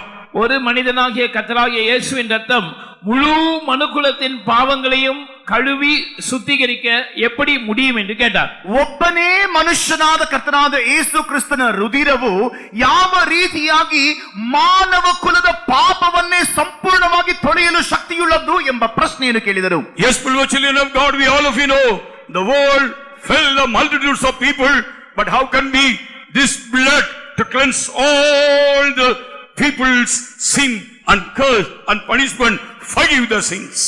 இந்த உலகத்திலே எத்தனையோ ஜனங்கள் இருக்கிறார்கள். மனுக்குலம் விழுந்து போன போது அத்தனை பேரும் விழுந்து போனார்கள். எப்படி ஒரு நபராகிய கர்த்தராகிய இயேசுவின் ரத்தம் முழு உலகத்தாரின் பாவங்களை மன்னித்து கழுவி சுத்திகரிக்க முடியும்? ಯಾವ ರೀತಿಯಾಗಿ ಕರ್ತನಾದ ಯೇಸು ಕ್ರಿಸ್ತನ ರಕ್ತವು ನಮ್ಮನ್ನು ಸಕಲ ವಿಧವಾದ ಪಾಪಗಳಿಂದ ನಮ್ಮನ್ನು ತೊಳೆದು, ನಮ್ಮನ್ನು ಶುಚಿ ಮಾಡಿ, ಶಾಪಗಳಿಂದ ಬಿಡಿಸಿ, ನಮ್ಮ ರೋಗಗಳಿಂದ ಬಿಡಿಸುವಲ್ಲದು. ಏಕೆಂದರೆ ಈ ಲೋಕದಲ್ಲಿ ನಾವು ಸಾಮಾನ್ಯವಾಗಿ ನೋಡುವುದಾದರೆ ಎಲ್ಲವೂ ಇದಕ್ಕೆ ಮಾಡಲು ಶಕ್ತವಾಗದೆ ಬಿದ್ದು ಹೋಯಿತಲ್ಲವೇ? Yes, beloved ones, our blood, sinful blood. நம்முடைய ரத்தம் அது பாவமுள்ள ரத்தமா இருக்கிறது. ಹೌದು ಪ್ರಿಯರೇ, ನಮ್ಮ ರಕ್ತವು ಪಾಪ ರಕ್ತ. Our birth also come through the sin. நம்முடைய பிறப்பும் கூட நாம் பாவத்தில் பிறந்தவர்கள். ನಮ್ಮ ಜನನವೂ ಸಹ ಪಾಪದಿಂದಲೇ. Psalmist says, my mother conceived me with my sin. சங்கீதக்காரன் சொல்லுகிறான், இதோ நான் துர்க்குலத்தில் உருவானேன், என் தாய் என்னை பாவத்தில் கர்ப்பம் தரித்தாள். ನನ್ನ ತಾಯಿ ನನ್ನನ್ನು ಪಾಪದಲ್ಲಿ ಹುಟ್ಟಿಸಿದಳು ಎಂದು ಕೀರ್ತನೆಗಾರನು ಹೇಳುತ್ತಾನೆ. All the human blood is sinful blood. எல்லா மனிதர்களின் ரத்தமும் அது பாவம் நிறைந்த ரத்தமாகவே எல்லா ಮಾನವರ ರಕ್ತವು ಅದು ಪಾಪ ತುಂಬಿದ ರಕ್ತ. But the Holy Spirit explaining about in Lord Jesus Christ, in him no sin, he did not sin, he knew not sin. ஆனால் பரிசுத்த ஆவியானவர் கர்த்தராகிய இயேசுவை குறித்து வேதத்தில் விவரிக்கும் போது அவருக்குள் பாவம் இல்லை, அவர் பாவம் செய்யவும் இல்லை, அவர் பாவம் அறியவும் இல்லை என்று சொல்லுகிறார். ಆದರೆ ಪವಿತ್ರಾತ್ಮನು ಕರ್ತನಾದ ಯೇಸು ಕ್ರಿಸ್ತನನ್ನು ಕುರಿತಾಗಿ ಹೇಳುವಾಗ ಕರ್ತನಾದ ಯೇಸು ಕ್ರಿಸ್ತನು ಪಾಪವನ್ನು ಅರಿಯದವನಾಗಿಯೂ ಪಾಪವನ್ನು ಮಾಡದವನಾಗಿಯೂ ಪಾಪವು ಆತನಲ್ಲಿ ಇಲ್ಲದವನಾಗಿಯೇ ಕಾಣಲ್ಪಟ್ಟನು ಎಂದು ಹೇಳುತ್ತಾರೆ. The holy blood of Jesus can cleanse all the sins of the whole world. இயேசுவின் பரிசுத்த இரத்தம் முழு மனுக்குலத்தின் ஒட்டுமொத்த பாவங்களையும் கழுவி சுத்திகரிக்க வல்லமை உள்ளது. ಕರ್ತನಾದ ಯೇಸು ಕ್ರಿಸ್ತನ ಈ ಪಾವನವಾದ ರುಧಿರವು ಇಡೀ ಮಾನವ ಕುಲದ ಪಾಪವನ್ನೇ ತೊಳೆಯಬಲ್ಲದು. First of all, when we read 1 John chapter 3 verse 5, Jesus came into the world to take away our sin. In him was no sin. முதலாவது கர்த்தராகிய இயேசு நம்முடைய பாவங்களை சுமந்து தம்மேல் சுமந்து தீர்க்கும்படியாக இந்த பூமிக்கு வந்தபோது அவரை குறித்து நாம் வாசிக்கிற காரியம் 1 யோவான் 3 அதிகாரம் 5 வசனம் சொல்லுகிறது, அவருக்குள் பாவம் இல்லை. ನಾವು ಕರ್ತನಾದ ಯೇಸು ಕ್ರಿಸ್ತನು ನಮ್ಮ ಪಾಪವನ್ನು ಹೊತ್ತು ತೀರಿಸುವುದಕ್ಕೋಸ್ಕರವಾಗಿ ಅದನ್ನು ಶುಚಿ ಮಾಡುವುದಕ್ಕೋಸ್ಕರವಾಗಿ ಜಗಕ್ಕೆ ಇಳಿದು ಬಂದಾಗ 1 ಯೋಹಾನ 3ನೇ ಅಧ್ಯಾಯ 5ನೇ ವಾಕ್ಯದಲ್ಲಿ ನಾವು ಓದುವಾಗ ಅಲ್ಲಿ ಆತನು ಹೇಳುತ್ತಾನೆ, ಆತನಲ್ಲಿ ಪಾಪವಿಲ್ಲ. Secondly, when we read 2 Corinthians chapter 5 verse 21, இரண்டாவதாக 2 கொரிந்தியர் 5:21 நாம் வாசிக்கும் போது, ಎರಡನೇದಾಗಿ 2 ಕೊರಿಂಥ 5ನೇ ಅಧ್ಯಾಯ 21ನೇ ವಾಕ್ಯದಲ್ಲಿ ಓದುವಾಗ the word of God clearly, St. Paul says, he knew no sin. பரிசுத்த பவுல் தெளிவாக சொல்லுகிறார், கர்த்தருடைய வசனம் சொல்லுகிறது, அவர் பாவம் அறியவில்லை. ಆತನು ಪಾಪ ಪರಿವೆಯೇ ಇಲ್ಲದವನಾಗಿದ್ದನು ಎಂದು ಹೇಳುತ್ತಾನೆ. We might receive the righteousness of God. Christ gave his sinless body on the cross of Calvary. நாம் தேவனுடைய நீதியை பெற்றுக் கொள்ளும்படியாக தம்முடைய பாவம் இல்லாத சரீரத்தை கர்த்தராகிய இயேசு கல்வாரியிலே பலியாக ஒப்புக் கொடுத்தார். ನಾವು ದೇವರ ಕಡೆಯಿಂದ ನೀತಿಯನ್ನು ಹೊಂದಿಕೊಳ್ಳುವುದಕ್ಕೋಸ್ಕರವಾಗಿ ನಿರಪರಾಧವಾದ ಆತನ ದೇಹವನ್ನು ಕರ್ತನಾದ ಯೇಸು ಕ್ರಿಸ್ತನ ಶಿಲುಬೆಯಲ್ಲಿ ಅರ್ಪಣೆ ಮಾಡಿದನು. Thirdly, when we read 1 Peter chapter 2 verse 22, when we read, மூன்றாவதாக நாம் 1 பேதுரு 2 அதிகாரம் 22 வசனத்தை படிக்கும் போது, ಮೂರನೇದಾಗಿ 1 ಪೇತ್ರ 2ನೇ ಅಧ್ಯಾಯ 22ನೇ ವಾಕ್ಯದಲ್ಲಿ ನಾವು ಓದುವಾಗ he did no sin. அவர் பாவம் செய்யவில்லை. ಆತನು ಪಾಪ ಮಾಡಲಿಲ್ಲ. Yes, beloved children of God, through the Holy Scripture, through these 3 words, we can boldly say, the holy blood of Jesus can cleanse all our sins and sanctify our life, justify our life, is able to cleanse us, sanctify our life. இந்த வேத பரிசுத்த வேதத்தில் இருக்கிற இந்த 3 வேத வாக்கியங்களின் அடிப்படையிலே இயேசு கிறிஸ்துவினுடைய பாவம் இல்லாத பரிசுத்த இரத்தம் நம்முடைய ஜீவியத்தில் இருக்கிறதான எல்லா பாவங்களையும் கழுவி நம்மை சுத்திகரித்து நம்மை பரிசுத்தமான்களாக மாற்ற முடியும், நம்மை நீதிமான்களாக மாற்ற முடியும் என்பதை நாம் தைரியமாக சொல்லலாம். ಹೌದು ಪ್ರಿಯರೇ, ಈ 3 ವಿಧವಾದ ಈ ವಾಕ್ಯದ ಮೂಲಕವಾಗಿ ಕರ್ತನಾದ ಯೇಸು ಕ್ರಿಸ್ತನ ಈ ಪಾವನವಾದ ಈ ರುಧಿರವು ನಮ್ಮ ಪಾಪವನ್ನು ಅದು ತೊಳೆಯಬಲ್ಲದು, ನಮ್ಮನ್ನು ಶುಚಿ ಮಾಡಬಲ್ಲದು, ನಮ್ಮನ್ನು ಶುದ್ಧೀಕರಿಸಬಲ್ಲದು ಮತ್ತು ನಾವು ನಿರಪರಾಧಿಗಳು ಎಂದು ನಿರ್ಣಯಿಸಲೂ ಬಲ್ಲದು. Beloved brother, sister, you may come to the newly to attend this meeting for this convention. You hear about announcement and receive the convention notice. Newly come to the presence of the Lord.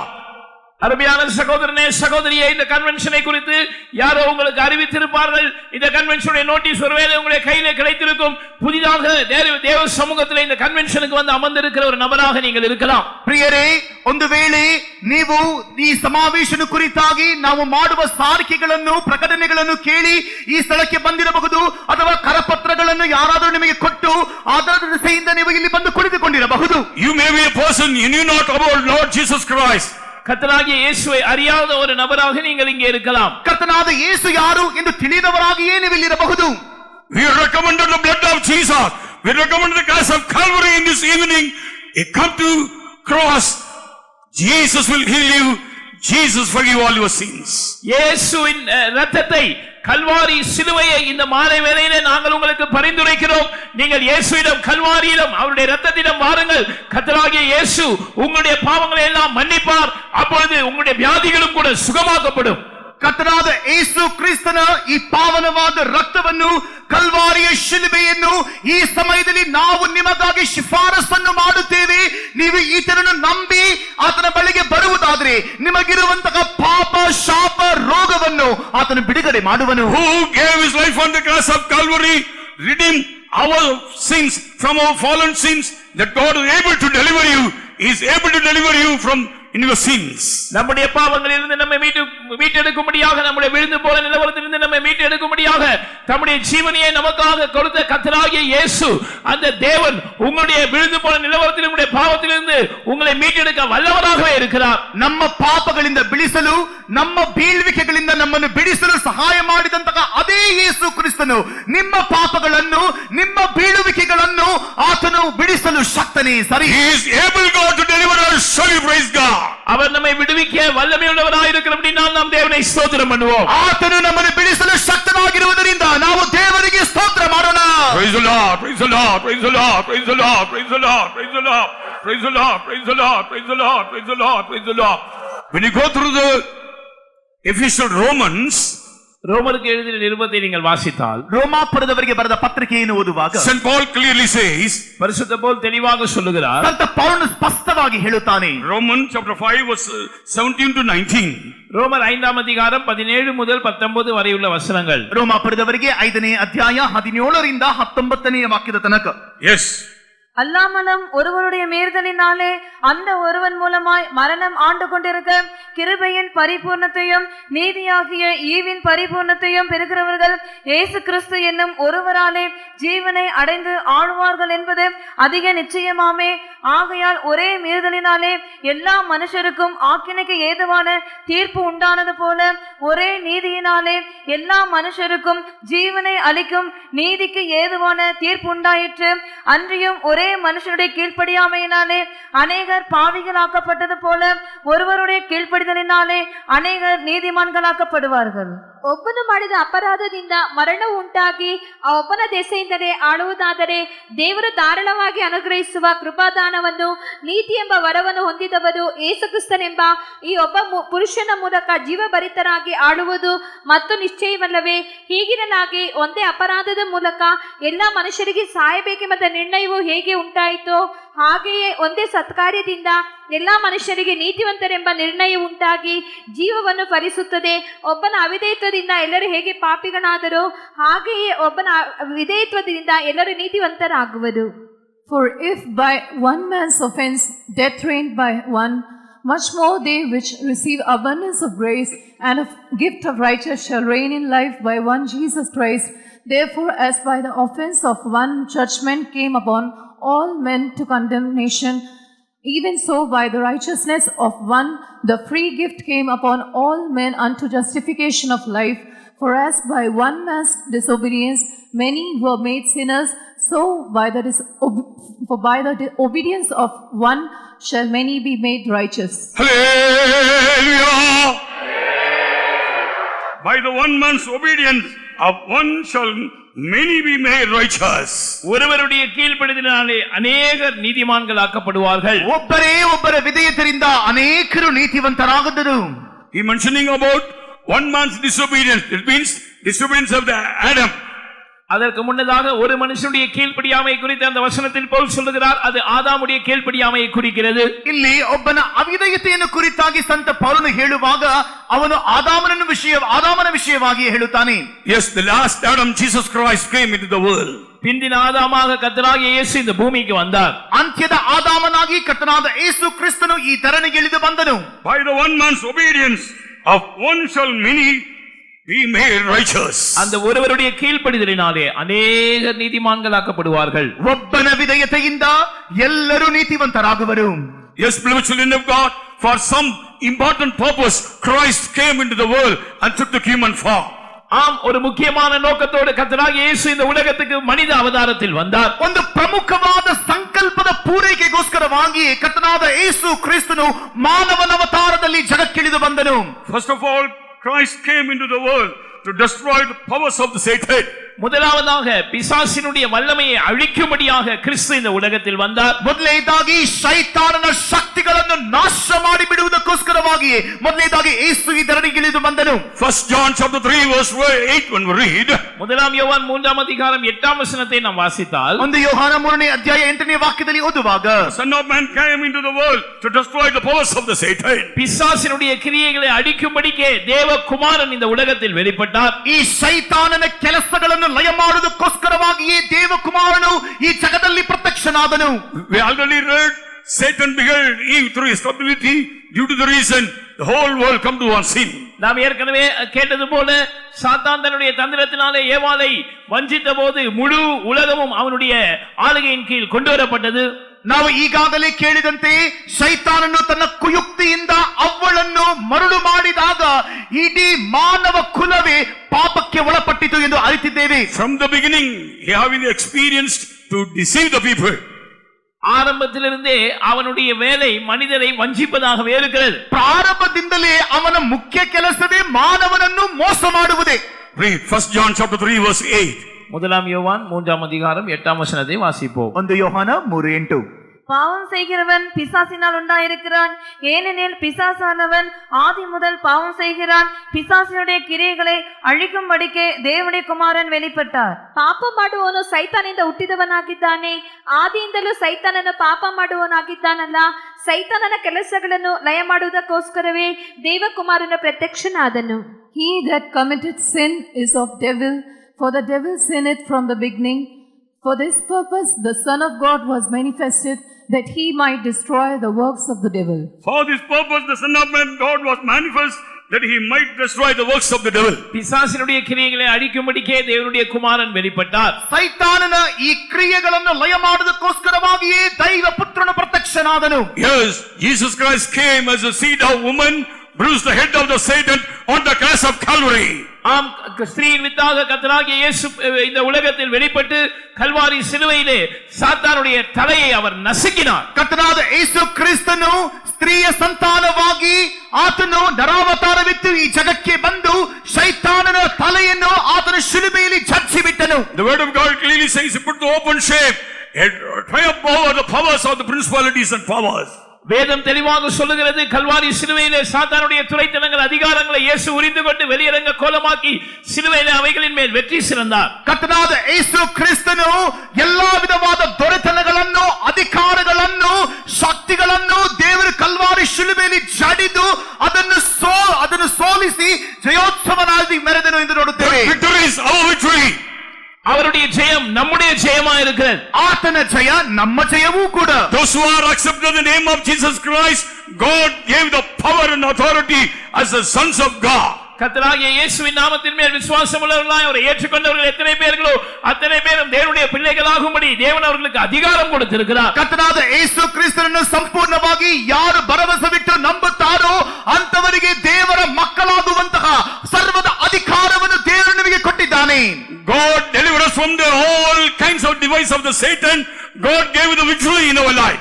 பிசாசினுடைய எல்லா யுக்திகள் தந்திரங்களில் இருந்தும் கர்த்தர் நம்மை விடுவித்து தம்முடைய ஜெயத்தை நம்முடைய ஜீவியத்திலே அவர் கட்டளையிட்டு இருக்கிறார். ಸೈತಾನನ ಸಕಲ ವಿಧವಾದ ಕುಯುಕ್ತಿಗಳಿಂದಲೂ ತಂತ್ರಗಳಿಂದಲೂ ನಮ್ಮನ್ನು ಬಿಡಿಸಿ ನಮ್ಮ ಜೀವನದಲ್ಲಿ ಆತನ ಜಯವನ್ನು ಅನುಗ್ರಹಿಸಿದ್ದಾರೆ. In the time of worship, God gave my victory is your victory.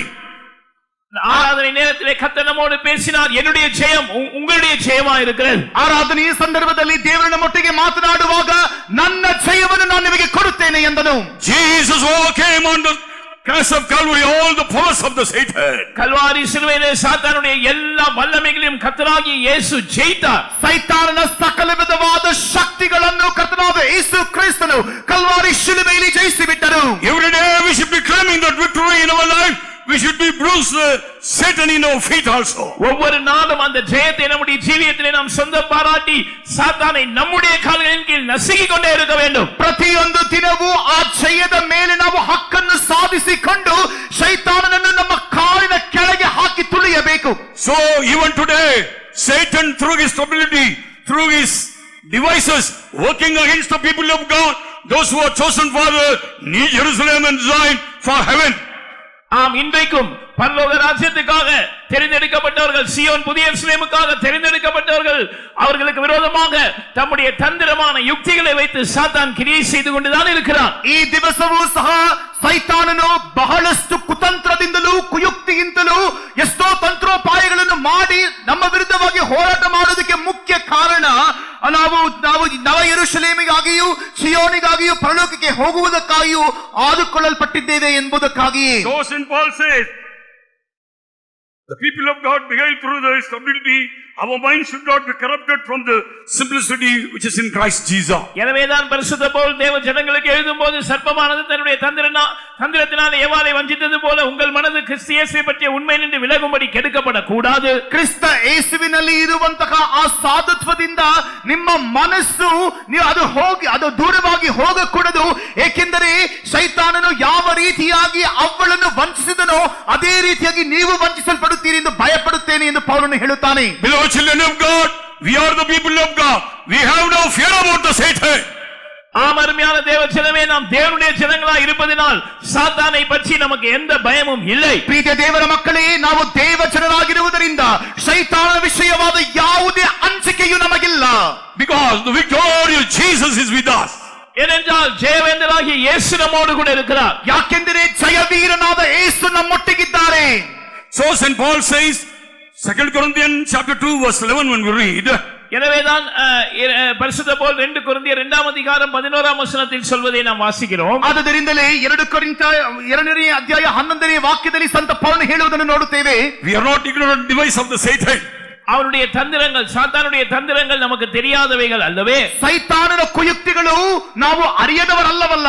Satan should not take advantage in our life. சாத்தான் நம்முடைய ஜீவியத்தின் மேல் சாதகமாக எடுத்துக்கொண்டு நம்மை மோசம் போக கூடாது. ಸೈತಾನನು ನಮ್ಮ ಜೀವಿತವನ್ನು ಅವನಿಗೆ ಸಾಧಕವಾಗಿ ಉಪಯೋಗಿಸುವುದಕ್ಕೆ ನಾವು ಅವನನ್ನು ಬಿಡಕೂಡದು. He was defeated on the cross of Calvary. இயேசு அவனை ஏற்கனவே கல்வாரி சிலுவையிலே தோற்கடித்திருக்கிறார். ಏಕೆಂದರೆ ಯೇಸುವು ಕಲ್ವಾರಿ ಶಿಲುಬೆಯಲ್ಲಿ ಅವನನ್ನು ಸೋಲಿಸಿ ಬಿಟ್ಟಿದ್ದಾನೆ. Read 2 Corinthians chapter 2 verse 11. 2 கொரிந்தியர் 2 அதிகாரம் 11 வசனம். 2 ಕೊರಿಂಥ 2ನೇ ಅಧ್ಯಾಯ 11ನೇ ವಾಕ್ಯ. சாத்தானாலே நாம் மோசம் போகாத படிக்கு அப்படி செய்தேன், அவருடைய தந்திரங்கள் நமக்கு தெரியாதவைகள் அல்லவே. ಸೈತಾನ ನಮ್ಮನ್ನು ವಂಚಿಸಿ ನಷ್ಟಪಡಿಸಬಾರದು, ಅವನ ಯೋಚನೆಗಳನ್ನು ನಾವು ಅರಿಯದವರಲ್ಲವಲ್ಲ. Lest Satan should get an advantage of us, for we are not ignorant of his devices. We are not ignorant of his devices. அவனுடைய தந்திரங்கள் நமக்கு தெரியாதவைகள் அல்லவே. ಅವನ ಕುತಂತ್ರವನ್ನು ನಾವು ಅರಿಯದವರಲ್ಲವಲ್ಲ. We knew how to come to deceive us. அவன் நம்மை வஞ்சிக்கும்படியாக எப்படி நம்மை நோக்கி வருவான் என்று நமக்கு தெரியும். ನಮ್ಮನ್ನು ಮರಣ ಮಾಡುವುದಕ್ಕೆ ಅವನು ಹೇಗೆ ಬರುತ್ತಾನೆಂಬ ವಿಷಯವು ನಮಗೆ ಗೊತ್ತದೆ. Through the blood of Jesus Christ, through the precious word of God, through the light of the Holy Spirit, every day we should subdue the powers of the Satan in our feet.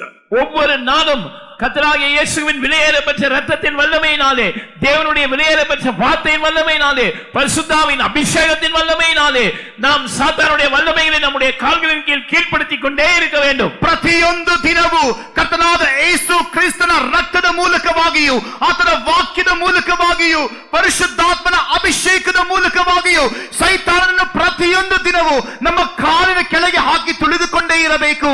Secondly, another important thing, Luke's Gospel chapter 19 verse 10 when we read, அடுத்ததாக கர்த்தராகிய இயேசு மாம்சத்திலே வெளிப்பட்டதான ஒரு முக்கியமான காரணத்தை லூக்கா 19:10 நாம் வாசிக்கிறோம். ಕರ್ತನಾದ ಯೇಸು ಕ್ರಿಸ್ತನ ನರಾವತಾರವೆತ್ತಿದಂತಹ ಮತ್ತೊಂದು ಸಂಕಲ್ಪವನ್ನು ಲೂಕನ ಬರೆದ ಸುವಾರ್ತೆ 19ನೇ ಅಧ್ಯಾಯ 10ನೇ ವಾಕ್ಯದಲ್ಲಿ ಓದುವಾಗ, Son of Man is come to seek and to save that which was lost. இழந்து போனதை தேடவும் ரட்சிக்கவுமே மனுஷகுமாரன் வந்திருக்கிறார். ಮನುಷ್ಯ ಕುಮಾರನು ಕೆಟ್ಟು ಹೋಗಿರುವುದನ್ನು ಹುಡುಕಿ ರಕ್ಷಿಸುವುದಕ್ಕೆ ಜಗಕ್ಕೆ ಬಂದನು ಎಂದು ನೋಡುತ್ತೇವೆ. Those blessings man lost in the Garden of Eden, we will receive, retain through our Lord Jesus Christ. மனிதன் ஏதேன் தோட்டத்தில் இழந்து போனதான ஆசீர்வாதங்களை கர்த்தராகிய இயேசு கிறிஸ்துவின் மூலமாக மாத்திரமே திரும்ப பெற்றுக்கொள்ள முடியும். ಮಾನವನು ಏದೇನ್ ತೋಟದಲ್ಲಿ ಕಳೆಕೊಂಡ ಎಲ್ಲ ಆಶೀರ್ವಾದಗಳು ಕರ್ತನಾದ ಯೇಸು ಕ್ರಿಸ್ತನ ಮೂಲಕವಾಗಿ ನಮಗೆ ಮತ್ತೊಮ್ಮೆ ಕೊಡಲಾಗುತ್ತದೆ ಎಂಬುದನ್ನು ಅರಿತುಕೊಳ್ಳಿರಿ. Man should become to the first stage. மனிதன் அந்த ஆதி நிலவரத்துக்கு திரும்பி வர வேண்டும். ಮಾನವನು ಆ ಪ್ರಾರಂಭದ ಅನುಭವಕ್ಕೆ ಬರಬೇಕು. The internal plan and purpose of God concerning you and me, you should be changed like our God. So that purpose, Christ came into the world as a human form, died on the cross and buried. Third day rose from the dead. என்னை குறித்து உங்களை பற்றியும் தேவனுடைய மனதில் இருக்கிறதான அவருடைய நித்தியமான நோக்கம் திட்டம் என்னவென்றால், நாம் தேவனுடைய சாயலாக மாற்றப்பட்டு என்றென்றைக்குமாக அவரோடு கூட இருக்க வேண்டும். அந்த நிலவரத்துக்கு நம்மை கொண்டு வரும்படியாக கர்த்தராகிய இயேசு மனித அவதாரத்தில் இந்த பூமிக்கு வந்து பாடுபட்டு மரித்து அடக்கம் பண்ணப்பட்டு 3ஆம் நாளில் மரித்தோரிலிருந்து உயிரோடு எழுந்தார். ನಾವು ದೇವರ ಸ್ವಾರೂಪ್ಯವಾಗಿ ಮಾರ್ಪಟ್ಟು ನಾವು ಆತನೊಂದಿಗೆ ಸದಾ ಬಾಳುವಂತಹ ಆ ಮಹನೀಯವಾದ ಯೋಜನೆಯ ಮೂಲಕವಾಗಿಯೂ ಸಂಕಲ್ಪದ ಮೂಲಕವಾಗಿಯೂ ಕರ್ತನಾದ ಯೇಸು ಕ್ರಿಸ್ತನು ನರಾವತಾರವೆತ್ತಿ ಈ ಜಗಕ್ಕೆ ಇಳಿದು ಬಂದು ಶ್ರಮೆಯನ್ನು ಅನುಭವಿಸಿ ಶಿಲುಬೆಯಲ್ಲಿ ಜಡಿಯಲ್ಪಟ್ಟು ಮರಣ ಹೊಂದಿ 3ನೇ ದಿನ ಆತನು ಪುನರುಜ್ಜೀವವಾಗಿ ಎದ್ದು ಬಂದನು. How blessed people we are! எவ்வளவு ஆசீர்வதிக்கப்பட்ட ஜனங்களாய் நாம் இருக்கிறோம். ಎಷ್ಟು ಆಶೀರ್ವದಿಸಲ್ಪಟ್ಟ ಜನರು ನಾವು. Beloved brothers and sisters, those who are not received this experience, our repentance, salvation, not receive the anointing of the Holy Spirit, today the Calvary's love call you, come to receive all the blessings. You are also be changed sons and daughters of God. அருமையான சகோதரனே, சகோதரியே, இந்த மனம் திரும்பின அனுபவத்தை, ரட்சிப்பின் அனுபவத்தை அல்லது பரிசுத்த ஆவியானவரின் அபிஷேகத்தை பெறாமல் நீங்க இருப்பீர்கள் என்றால் இன்றைக்கு கர்த்தர் உங்களை அழைக்கிறார். கல்வாரியின் அன்பு உங்களை அழைக்கிறது. நீங்கள் கல்வாரி அண்டை கடந்து வந்து உங்களுடைய பாவங்களுக்காக மெய்மனசாவத்தோடு மனசாவப்பட்டு அதை அறிக்கை செய்து விட்டு விடுவீர்கள் என்றால் இதோ இயேசுவின் இரத்தம் உங்களை கழுவி உங்களை தேவனுடைய விலையேற பெற்ற குமாரராக குமாரத்திகளாக மாற்றும். ಪ್ರೀತಿಯ ದೇವರ ಮಕ್ಕಳೇ, ನೀವು ನಿಮ್ಮ ಪಾಪಗಳಿಗೋಸ್ಕರವಾಗಿ ಪಶ್ಚಾತ್ತಾಪ ಪಡದೆ, ಅದಕ್ಕೋಸ್ಕರವಾಗಿ ನೀವು ನೊಂದುಕೊಂಡು ರಕ್ಷಣೆಯನ್ನು ಇನ್ನು ಪಡೆಕೊಳ್ಳದೆ, ಪವಿತ್ರಾತ್ಮನ ಅಭಿಷೇಕವನ್ನು ಇನ್ನು ಹೊಂದಿಕೊಳ್ಳದಂತವರಾಗಿ ನೀವು ಈ ಸಮಯದಲ್ಲಿ ಕಾಣಲ್ಪಡುವುದಾದರೆ, the word of God clearly says Christ tasted the death for all man. ஒவ்வொருவருக்காகவும் ஒவ்வொரு மனிதனுக்காகவும் கர்த்தராகிய இயேசு மரணத்தை ருசி பார்த்தார் என்று வேதம் தெளிவாக சொல்லுகிறது. ಪ್ರತಿಯೊಬ್ಬ ಮನುಷ್ಯರಿಗೋಸ್ಕರವಾಗಿಯೂ ದೇವರು ಮರಣವನ್ನು ಸವಿದು ನೋಡಿದನೆಂದು ಸತ್ಯವೇದ ವಾಕ್ಯವು ಹೇಳುತ್ತದೆ. Hallelujah! Yes, through our Lord Jesus Christ we got the salvation, we got all the blessings. We are calling you, you are also to receive and enjoying all the blessings of God. Kalvari சிலுவையின் மூலமாக கர்த்தராகிய இயேசுவின் மூலமாக மனிதன் இழந்து போன எல்லா ஆசீர்வாதங்களையும் பெற்றிருக்கிறார். அப்படி ஆசீர்வாதங்களை பெற்றவர்களாக நாங்கள் இங்கே இருந்து உங்களையும் நீங்கள் தேவனுடைய எல்லா ஆசீர்வாதங்களையும் திரும்பி பெற்றுக்கொள்ளும்படியாக அழைக்கிறோம். ಕಲ್ವಾರಿ ಶಿಲ್ಬೆಯ ಮೂಲಕವಾಗಿಯೂ ಆತನ ರಕ್ತದ ಮೂಲಕವಾಗಿಯೂ ಸಕಲ ವಿಧವಾದ ಆಶೀರ್ವಾದಗಳನ್ನು ಹೊಂದಿಕೊಂಡಂತಹ ನಾವು ನಿಮ್ಮನ್ನು ನೋಡಿ ಆ ಆಶೀರ್ವಾದಕ್ಕೆ ಬಾಧ್ಯರಾಗುವುದಕ್ಕೋಸ್ಕರವಾಗಿ ಆಹ್ವಾನಿಸುತ್ತಿದ್ದೇವೆ. Another important purpose, Christ came into the world.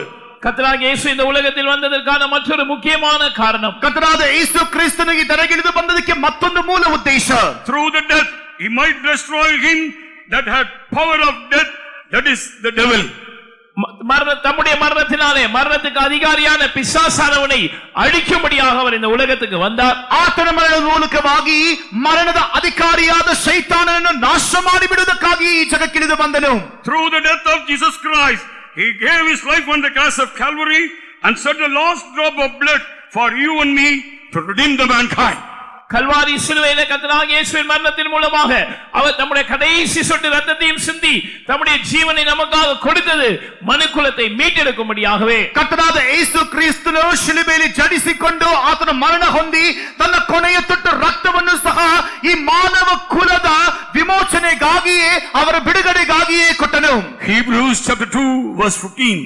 எபிரேயர் 2ஆம் அதிகாரம் 15ஆம் வசனம். ಇಬ್ರಿಯರ 2ನೇ ಅಧ್ಯಾಯ 15ನೇ ವಾಕ್ಯ. ஜீவ காலமெல்லாம் மரண பயத்தினாலே அடிமைத்தனத்திற்குள்ளானவர்கள் யாவரையும் விடுதலை பண்ணும்படிக்கும் அப்படியானார். Praise be the holy name of God. தேவனுடைய பரிசுத்த நாமம் மகிமைப்படுவதாக. ಕರ್ತನ ಮಹಾಪವಿತ್ರವಾದ ನಾಮವು ಮಹಿಮೆ ಪಡಲಿ. Through the death he might destroy him at the power of death, that is the devil. தம்முடைய மரணத்தினாலே மரணத்துக்கு அதிகாரியாக இருந்த பிசாசை அழிக்கும்படியாக ಆತನ ಮರಣದ ಮೂಲಕವಾಗಿ ಮರಣದ ಅಧಿಕಾರಿಯಾದ ಶೈತಾನನನ್ನು ಜಯಿಸುವುದಕ್ಕಾಗಿಯೇ Christ came into the world. கிறிஸ்து இந்த உலகத்தில் வந்தார். ಕ್ರಿಸ್ತನು ಈ ಲೋಕಕ್ಕೆ ಬಂದನು. Through the precious blood of Jesus we got all the 7 blessings. The man was lost in the Garden of Eden. Through Jesus Christ we received. Eden தோட்டத்திலே ஆதி மனிதன் எழுந்து போனதான அந்த 7 ஆசீர்வாதங்களையும் கர்த்தராகிய இயேசுவின் மூலமாக அவர் கல்வாரியிலே சிந்தின இரத்தத்தின் மூலமாக நாம் திரும்ப பெற்றுக் கொள்கிறோம். ಕರ್ತನಾದ ಯೇಸು ಕ್ರಿಸ್ತನ ಮೂಲಕವಾಗಿಯೂ ಆತನು ಸುರಿದಂತಹ ಅಮೂಲ್ಯವಾದ ಪಾವನ ರಕ್ತದ ಮೂಲಕವಾಗಿಯೂ ಮನುಷ್ಯನ ಏದೇನ್ ತೋಟದಲ್ಲಿ ಕಳೆಕೊಂಡ 7 ಆಶೀರ್ವಾದಗಳನ್ನು ನಾವು ಪುನಃ ಹೊಂದಿಕೊಳ್ಳುತ್ತೇವೆ. Especially St. Paul mentioning about those who are the whole lifetime under the fear of the death, God will deliver them. குறிப்பாக பரிசுத்த பவுல் இந்த வசனத்திலே ஜீவகாலம் எல்லாம் மரண பயத்தினால் அடிமைத்தனத்துக்குள்ளானவனை விடுவிக்கும்படியாக இயேசு மரணத்தை ருசி பார்த்தார் என்று சொல்லுகிறார். ಆದ್ದರಿಂದಲೇ ಸಂತ ಪೌಲನು ಮರಣ ಭಯದ ದೆಸೆಯಿಂದ ತಮ್ಮ ಜೀವಮಾನದಲ್ಲೆಲ್ಲ ದಾಸತ್ವದೊಳಗಿರುವವನ್ನು ಬಿಡಿಸುವುದಕ್ಕೋಸ್ಕರವಾಗಿಯೇ ಆ ಕರ್ತನಾದ ಯೇಸು ಕ್ರಿಸ್ತನ ಜಗಕ್ಕಿಳಿದು ಬಂದನನ್ನುತ್ತಾನೆ. Yes, beloved children of God, you are a real child of God, have no fear of the death. ஆம் அருமையான தேவனுடைய ஜனமே, ஒரு மெய்யான தேவனுடைய பிள்ளைக்கு மரண பயம் என்பது அறவே கிடையாது. ಹೌದು ದೇವರ ಮಕ್ಕಳೇ, ನಿಜವಾದ ದೇವರ ಮಕ್ಕಳಿಗೆ ಮರಣದ ಭಯವೆಂಬುದೇ ಇಲ್ಲ. God has delivered us from the fear of the death. தேவன் நம்மை மரண பயத்திலிருந்து விடுவித்திருக்கிறார். ಮರಣದ ಭೀತಿಯಿಂದ ದೇವರು ನಮ್ಮನ್ನು ಬಿಡಿಸಿದ್ದಾರೆ. So the word of God saying, the great man, the great wise man King Solomon said, just have his hope in his death. எனவேதான் ஞானியாகிய சாலமோன் கர்த்தருடைய வசனத்திலே இப்படி சொல்லி இருக்கிறான், நீதிமான் தன்னுடைய மரணத்திலே நம்பிக்கை உடையவன். ಆದ್ದರಿಂದಲೇ ಜ್ಞಾನಿಯಾದ ಸೊಲೊಮೋನನು ಈ ರೀತಿಯಾಗಿ ಹೇಳುತ್ತಾನೆ, ನೀತಿವಂತನಾದರೂ ತನ್ನ ಮರಣದಲ್ಲಿ ನಿರೀಕ್ಷೆಯುಳ್ಳವನಾಗಿರುತ್ತಾನೆ. Proverbs chapter 14 verse 32. நீதிமொழிகள் 14:32 நாம் அதை வாசிக்கலாம். ಜ್ಞಾನೋಕ್ತಿಗಳು 14:35 ಓದಬಹುದು. துன்மார்க்கன் தன் தீமையிலே வாரிக்கொள்ளப்படுவான், நீதிமானோ தன் மரணத்திலே நம்பிக்கை உள்ளவன். ದುಷ್ಟನ ವಿಪತ್ತಿಗಳಿಗಾಗಿ ಹಾಳಾಗುವನು, ಶಿಷ್ಟನು ಮರಣ ಕಾಲದಲ್ಲಿ ಆಶ್ರಯ ಹೊಂದುವನು. The wicked is driven away in his wickedness, but the righteous hath hope in his death. Righteous have hope in his death. நீதிமானோ தன் மரணத்திலே நம்பிக்கை உள்ளவன். ಶಿಷ್ಟನು ತನ್ನ ಮರಣ ಕಾಲದಲ್ಲಿ ಭರವಸೆಯುಳ್ಳವನಾಗಿರುವನು. God made you and me as righteous people through his blood, through his faith. So we have no fear of the death. நம்முடைய வெளியேறப்பட்ட இரத்தத்தின் மூலமாக அவர் மேல் நமக்கு இருக்கிற விசுவாசத்தின் மூலமாக தேவன் என்னையும் உங்களையும் நீதிமான்களாக மாற்றி இருக்கிறார். எனவே நமக்கு மரண பயம் என்பது கிடையாது. ಕರ್ತನಾದ ಯೇಸು ಕ್ರಿಸ್ತನು ತನ್ನ ಪಾವನವಾದ ರಕ್ತದ ಮೂಲಕವಾಗಿಯೂ ಆತನ ನಂಬಿಕೆಯ ಮೂಲಕವಾಗಿಯೂ ನಮ್ಮನ್ನು ನೀತಿವಂತರಾಗಿ ನಿರ್ಣಯಿಸಿದ್ದರಿಂದ ನಮಗೆ ಮರಣದ ಭಯವೆಂಬುದಿಲ್ಲ. Praise be the holy name of God. தேவனுடைய பரிசுத்த நாமம் மகிமைப்படுவதாக. ಕರ್ತನ ಮಹಾಪವಿತ್ರ ನಾಮವು ಮಹಿಮೆ ಹೊಂದಲಿ. Jesus Christ had shed the last drop of blood for you and me, for the whole mankind. எனக்காகவும் உங்களுக்காகவும் முழு மனுக்குலத்துக்காகவும் கர்த்தராகிய இயேசு தம்முடைய கடைசி சொட்டு இரத்தத்தையும் சிந்தினார். ಇಡೀ ಮನುಷ್ಯ ಕುಲದ ಪಾಪ ವಿಮೋಚನೆಗಾಗಿಯೂ ಪಾಪದ ಬಿಡುಗಡೆಗೋಸ್ಕರವಾಗಿಯೂ ತನ್ನ ಕೊನೆಯ ತೊಟ್ಟು ರಕ್ತವನ್ನು ಸಹ ಕ್ರಿಸ್ತನು ನಮಗಾಗಿ ಸುರಿದನು. Through the precious blood of Jesus we will receive 7 kinds of the blessings. கர்த்தராகிய இயேசுவின் விலையேறப்பட்ட இரத்தத்தின் மூலமாக 7 விதமான ஆசீர்வாதங்களை நாம் பெற்றுக்கொள்கிறோம். ಕ್ರಿಸ್ತನ ಪಾವನ ರಕ್ತದ ಮೂಲಕವಾಗಿ 7 ವಿಧವಾದ ಆಶೀರ್ವಾದವನ್ನು ನಾವು ಹೊಂದಿಕೊಳ್ಳುತ್ತೇವೆ. First John chapter 1 verse 7 when we read, முதலாவதாக 1 யோவான் 1 அதிகாரம் 7 வசனத்தை நாம் வாசிக்கும் பொழுது 1 ಯೋಹಾನ 1ನೇ ಅಧ್ಯಾಯ 7ನೇ ವಾಕ್ಯವನ್ನು ಮೊದಲನೇದಾಗಿ ನಾವು ಓದುವಾಗ, the blood of Jesus Christ cleanses from all sin. கர்த்தராகிய இயேசு கிறிஸ்துவின் இரத்தம் சகல பாவங்களையும் நீக்கி நம்மை சுத்திகரிக்கிறது. ಕರ್ತನಾದ ಯೇಸು ಕ್ರಿಸ್ತನ ಪಾಪವಾದದ್ದು ಸಕಲ ವಿಧವಾದ ಪಾಪವನ್ನು ನಮ್ಮಿಂದ ನಿವಾರಣೆ ಮಾಡುತ್ತದೆ. The holy blood, sinless blood was shed on the cross of Calvary. Through the precious blood we are redeemed from sin. கர்த்தராகிய இயேசுவின் பரிசுத்தமான இரத்தம், பாவமில்லாத இரத்தம், விலையேறப்பட்ட இரத்தம் கல்வாரியில் நமக்காய் சிந்தப்பட்டது. அந்த விலையேறப்பட்ட இரத்தத்தின் மூலமாக நாம் பாவத்திலிருந்து மீட்கப்படுகிறோம். ಕರ್ತನಾದ ಯೇಸು ಕ್ರಿಸ್ತನ ಅಮೂಲ್ಯವಾದ ಪಾವನವಾದ ನಿಷ್ಕಳಂಕವಾದ ರಕ್ತವು ನಮಗೋಸ್ಕರವಾಗಿ ಕಲ್ವಾರಿ ಶಿಲುಬೆಯಲ್ಲಿ ಸುರಿಸಲ್ಪಟ್ಟದ್ದರಿಂದ ನಮ್ಮ ಪಾಪವು ನಿವಾರಣೆ ಹೊಂದಿದೆ. So St. Peter writes in 1 Peter chapter 1 verse 18 and 19, எனவே முதலாம் பேதுரு 1 அதிகாரம் 18 19 ஆகிய வசனத்திலே பரிசுத்த பேதுரு எழுதும்போது 1 ಪೇತ್ರ 1ನೇ ಅಧ್ಯಾಯ 18 ಮತ್ತು 19ನೇ ವಾಕ್ಯದಲ್ಲಿ ಈ ಸಂತ ಪೇತ್ರನು ಬರೆಯುವಾಗ, we are not redeemed with the corruptible things as silver and gold from your vain conversation received by the tradition of your fathers, but with the precious blood of lamb without blemish and without spot. உங்கள் முன்னோர்களால் பாரம்பரியமாய் நீங்கள் அனுசரித்து வந்த வீணான நடத்தை நின்று அழிவுள்ள வஸ்துக்களாகிய வெள்ளியினாலும் பொன்னினாலும் மீட்கப்படாமல் குற்றமில்லாத மாசற்ற ஆட்டுக்குட்டியாகிய கிறிஸ்துவின் விலையேறப்பட்ட இரத்தத்தினாலே மீட்கப்பட்டீர்கள் என்று அறிந்திருக்கிறீர்களே. ನೀವು ನಿಮ್ಮ ಹಿರಿಯರು ಕಲಿಸಿಕೊಟ್ಟ ವ್ಯರ್ಥವಾದ ನಡವಳಿಕೆಯಿಂದ ನಿಮಗೆ ಬಿಡುಗಡೆಯಾದದ್ದು ಬೆಳ್ಳಿ ಬಂಗಾರದ ಮೊದಲಾದ ನಶಿಸಿ ಹೋಗುವ ವಸ್ತುಗಳಿಂದಲ್ಲ, ಪೂರ್ಣಾಂಗವಾದ ನಿಷ್ಕಳಂಕ ಯಜ್ಞದ ಕುರಿಮರಿಯಾದ ಆತನ ರಕ್ತದಿಂದಲೋ ಎಂಬಂತೆ ಕ್ರಿಸ್ತನ ಅಮೂಲ್ಯ ರಕ್ತದಿಂದಲೇ ಎಂದು ನೀವು ಬಲ್ಲಿರಲ್ಲವೇ? Yes, through the precious blood of Jesus God cleansed all our sins. ஆம், கர்த்தராகிய இயேசுவின் விலையேறப்பட்ட இரத்தத்தின் மூலமாக தேவன் நம்முடைய சகல பாவங்களையும் அவருக்கு நீக்கி நம்மை சுத்திகரித்து இருக்கிறார். ಹೌದು, ಕ್ರಿಸ್ತನ ಅಮೂಲ್ಯವಾದ ರಕ್ತದ ಮೂಲಕವಾಗಿ ಸಕಲ ವಿಧವಾದ ಪಾಪಗಳನ್ನು ನಮ್ಮಿಂದ ನಿವಾರಣೆ ಮಾಡಿ ನಮ್ಮನ್ನು ದೇಶವು ಶುಚಿ ಮಾಡಿದ್ದಾರೆ. St. Paul clearly say all human it sin to come under the shot of the glory. பரிசுத்த பவுல் தெளிவாக சொல்லுகிறார், எல்லா மனுஷரும் பாவம் செய்து தேவ மகிமை அற்றவர்கள் ஆனார்கள். ಎಲ್ಲಾ ಮಾನವರು ಪಾಪವನ್ನು ಮಾಡಿದ್ದರಿಂದ ಅವರು ದೇವರ ಮಹಿಮೆಯನ್ನು ಕಳೆಕೊಂಡರು ಎಂದು ಪೌಲನು ಹೇಳುತ್ತಾನೆ. So Saint John say we have not sinned, we deceive ourselves. எனவே தான் பரிசுத்த யோவான் எழுதும்போது நம்மில் பாவம் இல்லை என்போமானால் நம்மை நாமே வஞ்சிக்கிறவர்களாய் இருப்போம் என்று சொல்லுகிறார். ನನ್ನಲ್ಲಿ ಪಾಪವಿಲ್ಲವೆಂದು ನಾನು ಹೇಳುವುದಾದರೆ ನನ್ನನ್ನು ನಾನೇ ಮೋಸ ಮಾಡಿಕೊಳ್ಳುತ್ತೇನೆ ಎಂದು ಸಂತ ಯೋಹಾನನು ಹೇಳುತ್ತಾನೆ. If we confess our sins, is faithful and just for forgive our sins and cleanse us from all our unrighteousness. நம்முடைய பாவங்களை நாம் அறிக்கையிட்டால் நம்முடைய பாவங்களை நமக்கு மன்னித்து எல்லா அநியாயத்தையும் நீக்கி நம்மை சுத்திகரிப்பதற்கு அவர் உண்மையும் நீதியும் உள்ளவராய் ನಮ್ಮ இருக்கிறார். ಪಾಪವನ್ನು ಅರಿಕೆ ಮಾಡಿ ನಮ್ಮ ಪಾಪಗಳಿಗೋಸ್ಕರವಾಗಿ ನಾವು ಕ್ಷಮೆ ಯಾಚಿಸುವಾಗ ಆತನು ನಮ್ಮ ಪಾಪದಿಂದ ನಮ್ಮನ್ನು ಬಿಡಿಸಿ ಅದನ್ನು ನಿವಾರಣೆ ಮಾಡಲು ಆತನು ನೀತಿಯುಳ್ಳವನಾದ ದೇವರಾಗಿರುತ್ತಾನೆ. Secondly, Romans chapter 5 verse 9 when we read, இரண்டாவதாக இரத்தத்தினால் கிடைக்கிற ஆசீர்வாதம் ரோமர் 5ஆம் அதிகாரம் 9ஆம் வசனத்தில் நாம் படிக்கிறோம். ಮೊನ್ನೆದಾಗಿ ನಾವು ರೋಮಾಪುರದವರಿಗೆ 5ನೇ ಅಧ್ಯಾಯ 9ನೇ ವಾಕ್ಯದಲ್ಲಿ ಓದುವಾಗ we justified by the blood of Jesus Christ and we may be escaped from the wrath of God. நாம் அவருடைய இரத்தத்தினால் நீதிமான்களாக்கப்பட்டு தேவ கோபாக்கினைக்கு நீங்களாக்கப்பட்டிருக்கிறோம். ನಾವು ಆತನ ರಕ್ತದಿಂದ ವಿಮೋಚಿಸಲ್ಪಟ್ಟದ್ದರಿಂದ ದೇವರ ರೋಷಾಗ್ನಿಗೆ ಪಾರಾಗಿದ್ದೇವೆ. Those who are saved, those who are justified through the precious blood of Jesus, that people escape from the great wrath of God. யாரெல்லாம் இயேசு கிறிஸ்துவின் இரத்தத்தினால் அவர்கள் கழுவப்பட்டிருக்கிறார்களோ நீதிமான்களாக்கப்பட்டிருக்கிறார்களோ அந்த ரட்சிப்பின் அனுபவத்தின் மூலமாக தேவ கோபாக்கினைக்கு அவர்கள் நீங்களாக்கப்படுகிறார்கள். ಯಾರೆಲ್ಲರೂ ಕರ್ತನಾದ ಯೇಸು ಕ್ರಿಸ್ತನ ರಕ್ತದಿಂದ ಶುಚಿ ಮಾಡಲ್ಪಟ್ಟು ತೊಳೆಯಲ್ಪಟ್ಟು ನೀತಿವಂತರಾಗಿದ್ದಾರೋ ಅವರೆಲ್ಲರೂ ದೇವರ ರೋಷಾಗ್ನಿಗೆ ತಪ್ಪಿಸಿಕೊಳ್ಳುವರು. So St. Paul writes in 1 Thessalonians chapter 1 verse 10 when we read, எனவே முதலாம் தெசலோனிக்கேயர் 1ஆம் அதிகாரம் 10ஆம் வசனத்திலே பரிசுத்த பவுல் எப்படி எழுதி இருக்கிறார்? ಸಂತ ಪೌಲನು 1 ಥೆಸಲೋನಿಕದವರಿಗೆ 1ನೇ ಅಧ್ಯಾಯ 10ನೇ ವಾಕ್ಯದಲ್ಲಿ ಹೇಳುವಾಗ ಏನೆಂದು ಹೇಳುತ್ತಾನೆ? which deliver us from the wrath to come, God had not appointed us to wrath. இனி வரும் கோபாக்கினையினின்று நம்மை ரட்சிக்க வல்லவராய் அவர் இருக்கிறார். தேவன் நம்மை கோபாக்கினைக்கென்று நியமிக்கவில்லை. ದೇವರು ನಮ್ಮನ್ನು ಕೋಪಾಗ್ನಿಗೆಂದು ನಿಯಮಿಸಲಿಲ್ಲ. ಮುಂಬರುವಂತಹ ದೇವರ ರೋಷಾಗ್ನಿಯನ್ನು ತಪ್ಪಿಸಿಕೊಳ್ಳುವುದಕ್ಕಾಗಿಯೇ ಆತನು ಮಾಡಿದ್ದಾನೆ. But to obtain salvation from our Lord Jesus Christ. தேவன் நம்மை கோபாக்கினைக்கென்று நியமிக்காமல் நம்முடைய கர்த்தராகிய இயேசு கிறிஸ்து மூலமாய் ரட்சிப்படைவதற்கென்று நியமித்தார். ಹಾಗೆ ಮಾಡದೆ ದೇವರು ಕರ್ತನಾದ ಯೇಸು ಕ್ರಿಸ್ತನ ಮೂಲಕವಾಗಿ ನಾವು ರಕ್ಷಣೆಯನ್ನು ಹೊಂದಿಕೊಳ್ಳುವುದಕ್ಕಾಗಿಯೇ ಮಾಡಿದ್ದಾನೆ. He hath made him to be sin for us. He knew not sin, that we might receive the righteousness of God. நாம் அவருக்குள் தேவ நீதியாகும்படி பாவம் அறியாத அவரை நமக்காக அவர் பாவமாக்கினார். ನಾವು ದೇವರ ಬಳಿಯಲ್ಲಿ ನೀತಿ ಹೊಂದಿಕೊಳ್ಳುವುದಕ್ಕೋಸ್ಕರವಾಗಿ ಪಾಪರಹಿತನಾದ ಆತನನ್ನು ಪಾಪವುಳ್ಳವನಾಗಿ ಮಾರ್ಪಡಿಸಿದನು. Third blessings. மூன்றாவதாக இரத்தத்தினால் கிடைக்கிற ஆசீர்வாதம். ಮೂರನೇದಾಗಿ ನಮಗೆ ರಕ್ತದ ಮೂಲಕವಾಗಿ ದೊರೆಯುವ ಆಶೀರ್ವಾದ. Ephesians chapter 2 verse 13 to 15 when we read, எபேசியர் 2ஆம் அதிகாரம் 13 முதல் 15 வரை உள்ள வசனங்களை படிக்கும்போது ಎಫೆಸ 2ನೇ ಅಧ್ಯಾಯ 13 ಮತ್ತು 15ನೇ ವಾಕ್ಯದಲ್ಲಿ ಓದುವಾಗ we are reconciled with Father by the blood of Jesus. இயேசுவின் இரத்தத்தினால் நாம் தேவனோடு பிதாவோடு ஒப்புரவாக்கப்பட்டிருக்கிறோம். ಕರ್ತನಾದ ಯೇಸು ಕ್ರಿಸ್ತನ ಹೃದಯದ ಮೂಲಕವಾಗಿ ನಾವು ದೇವರೊಂದಿಗೆಯೂ ತಂದೆಯೊಂದಿಗೆಯೂ ನಾವು ಸಂಧಾನವಾಗುತ್ತೇವೆ.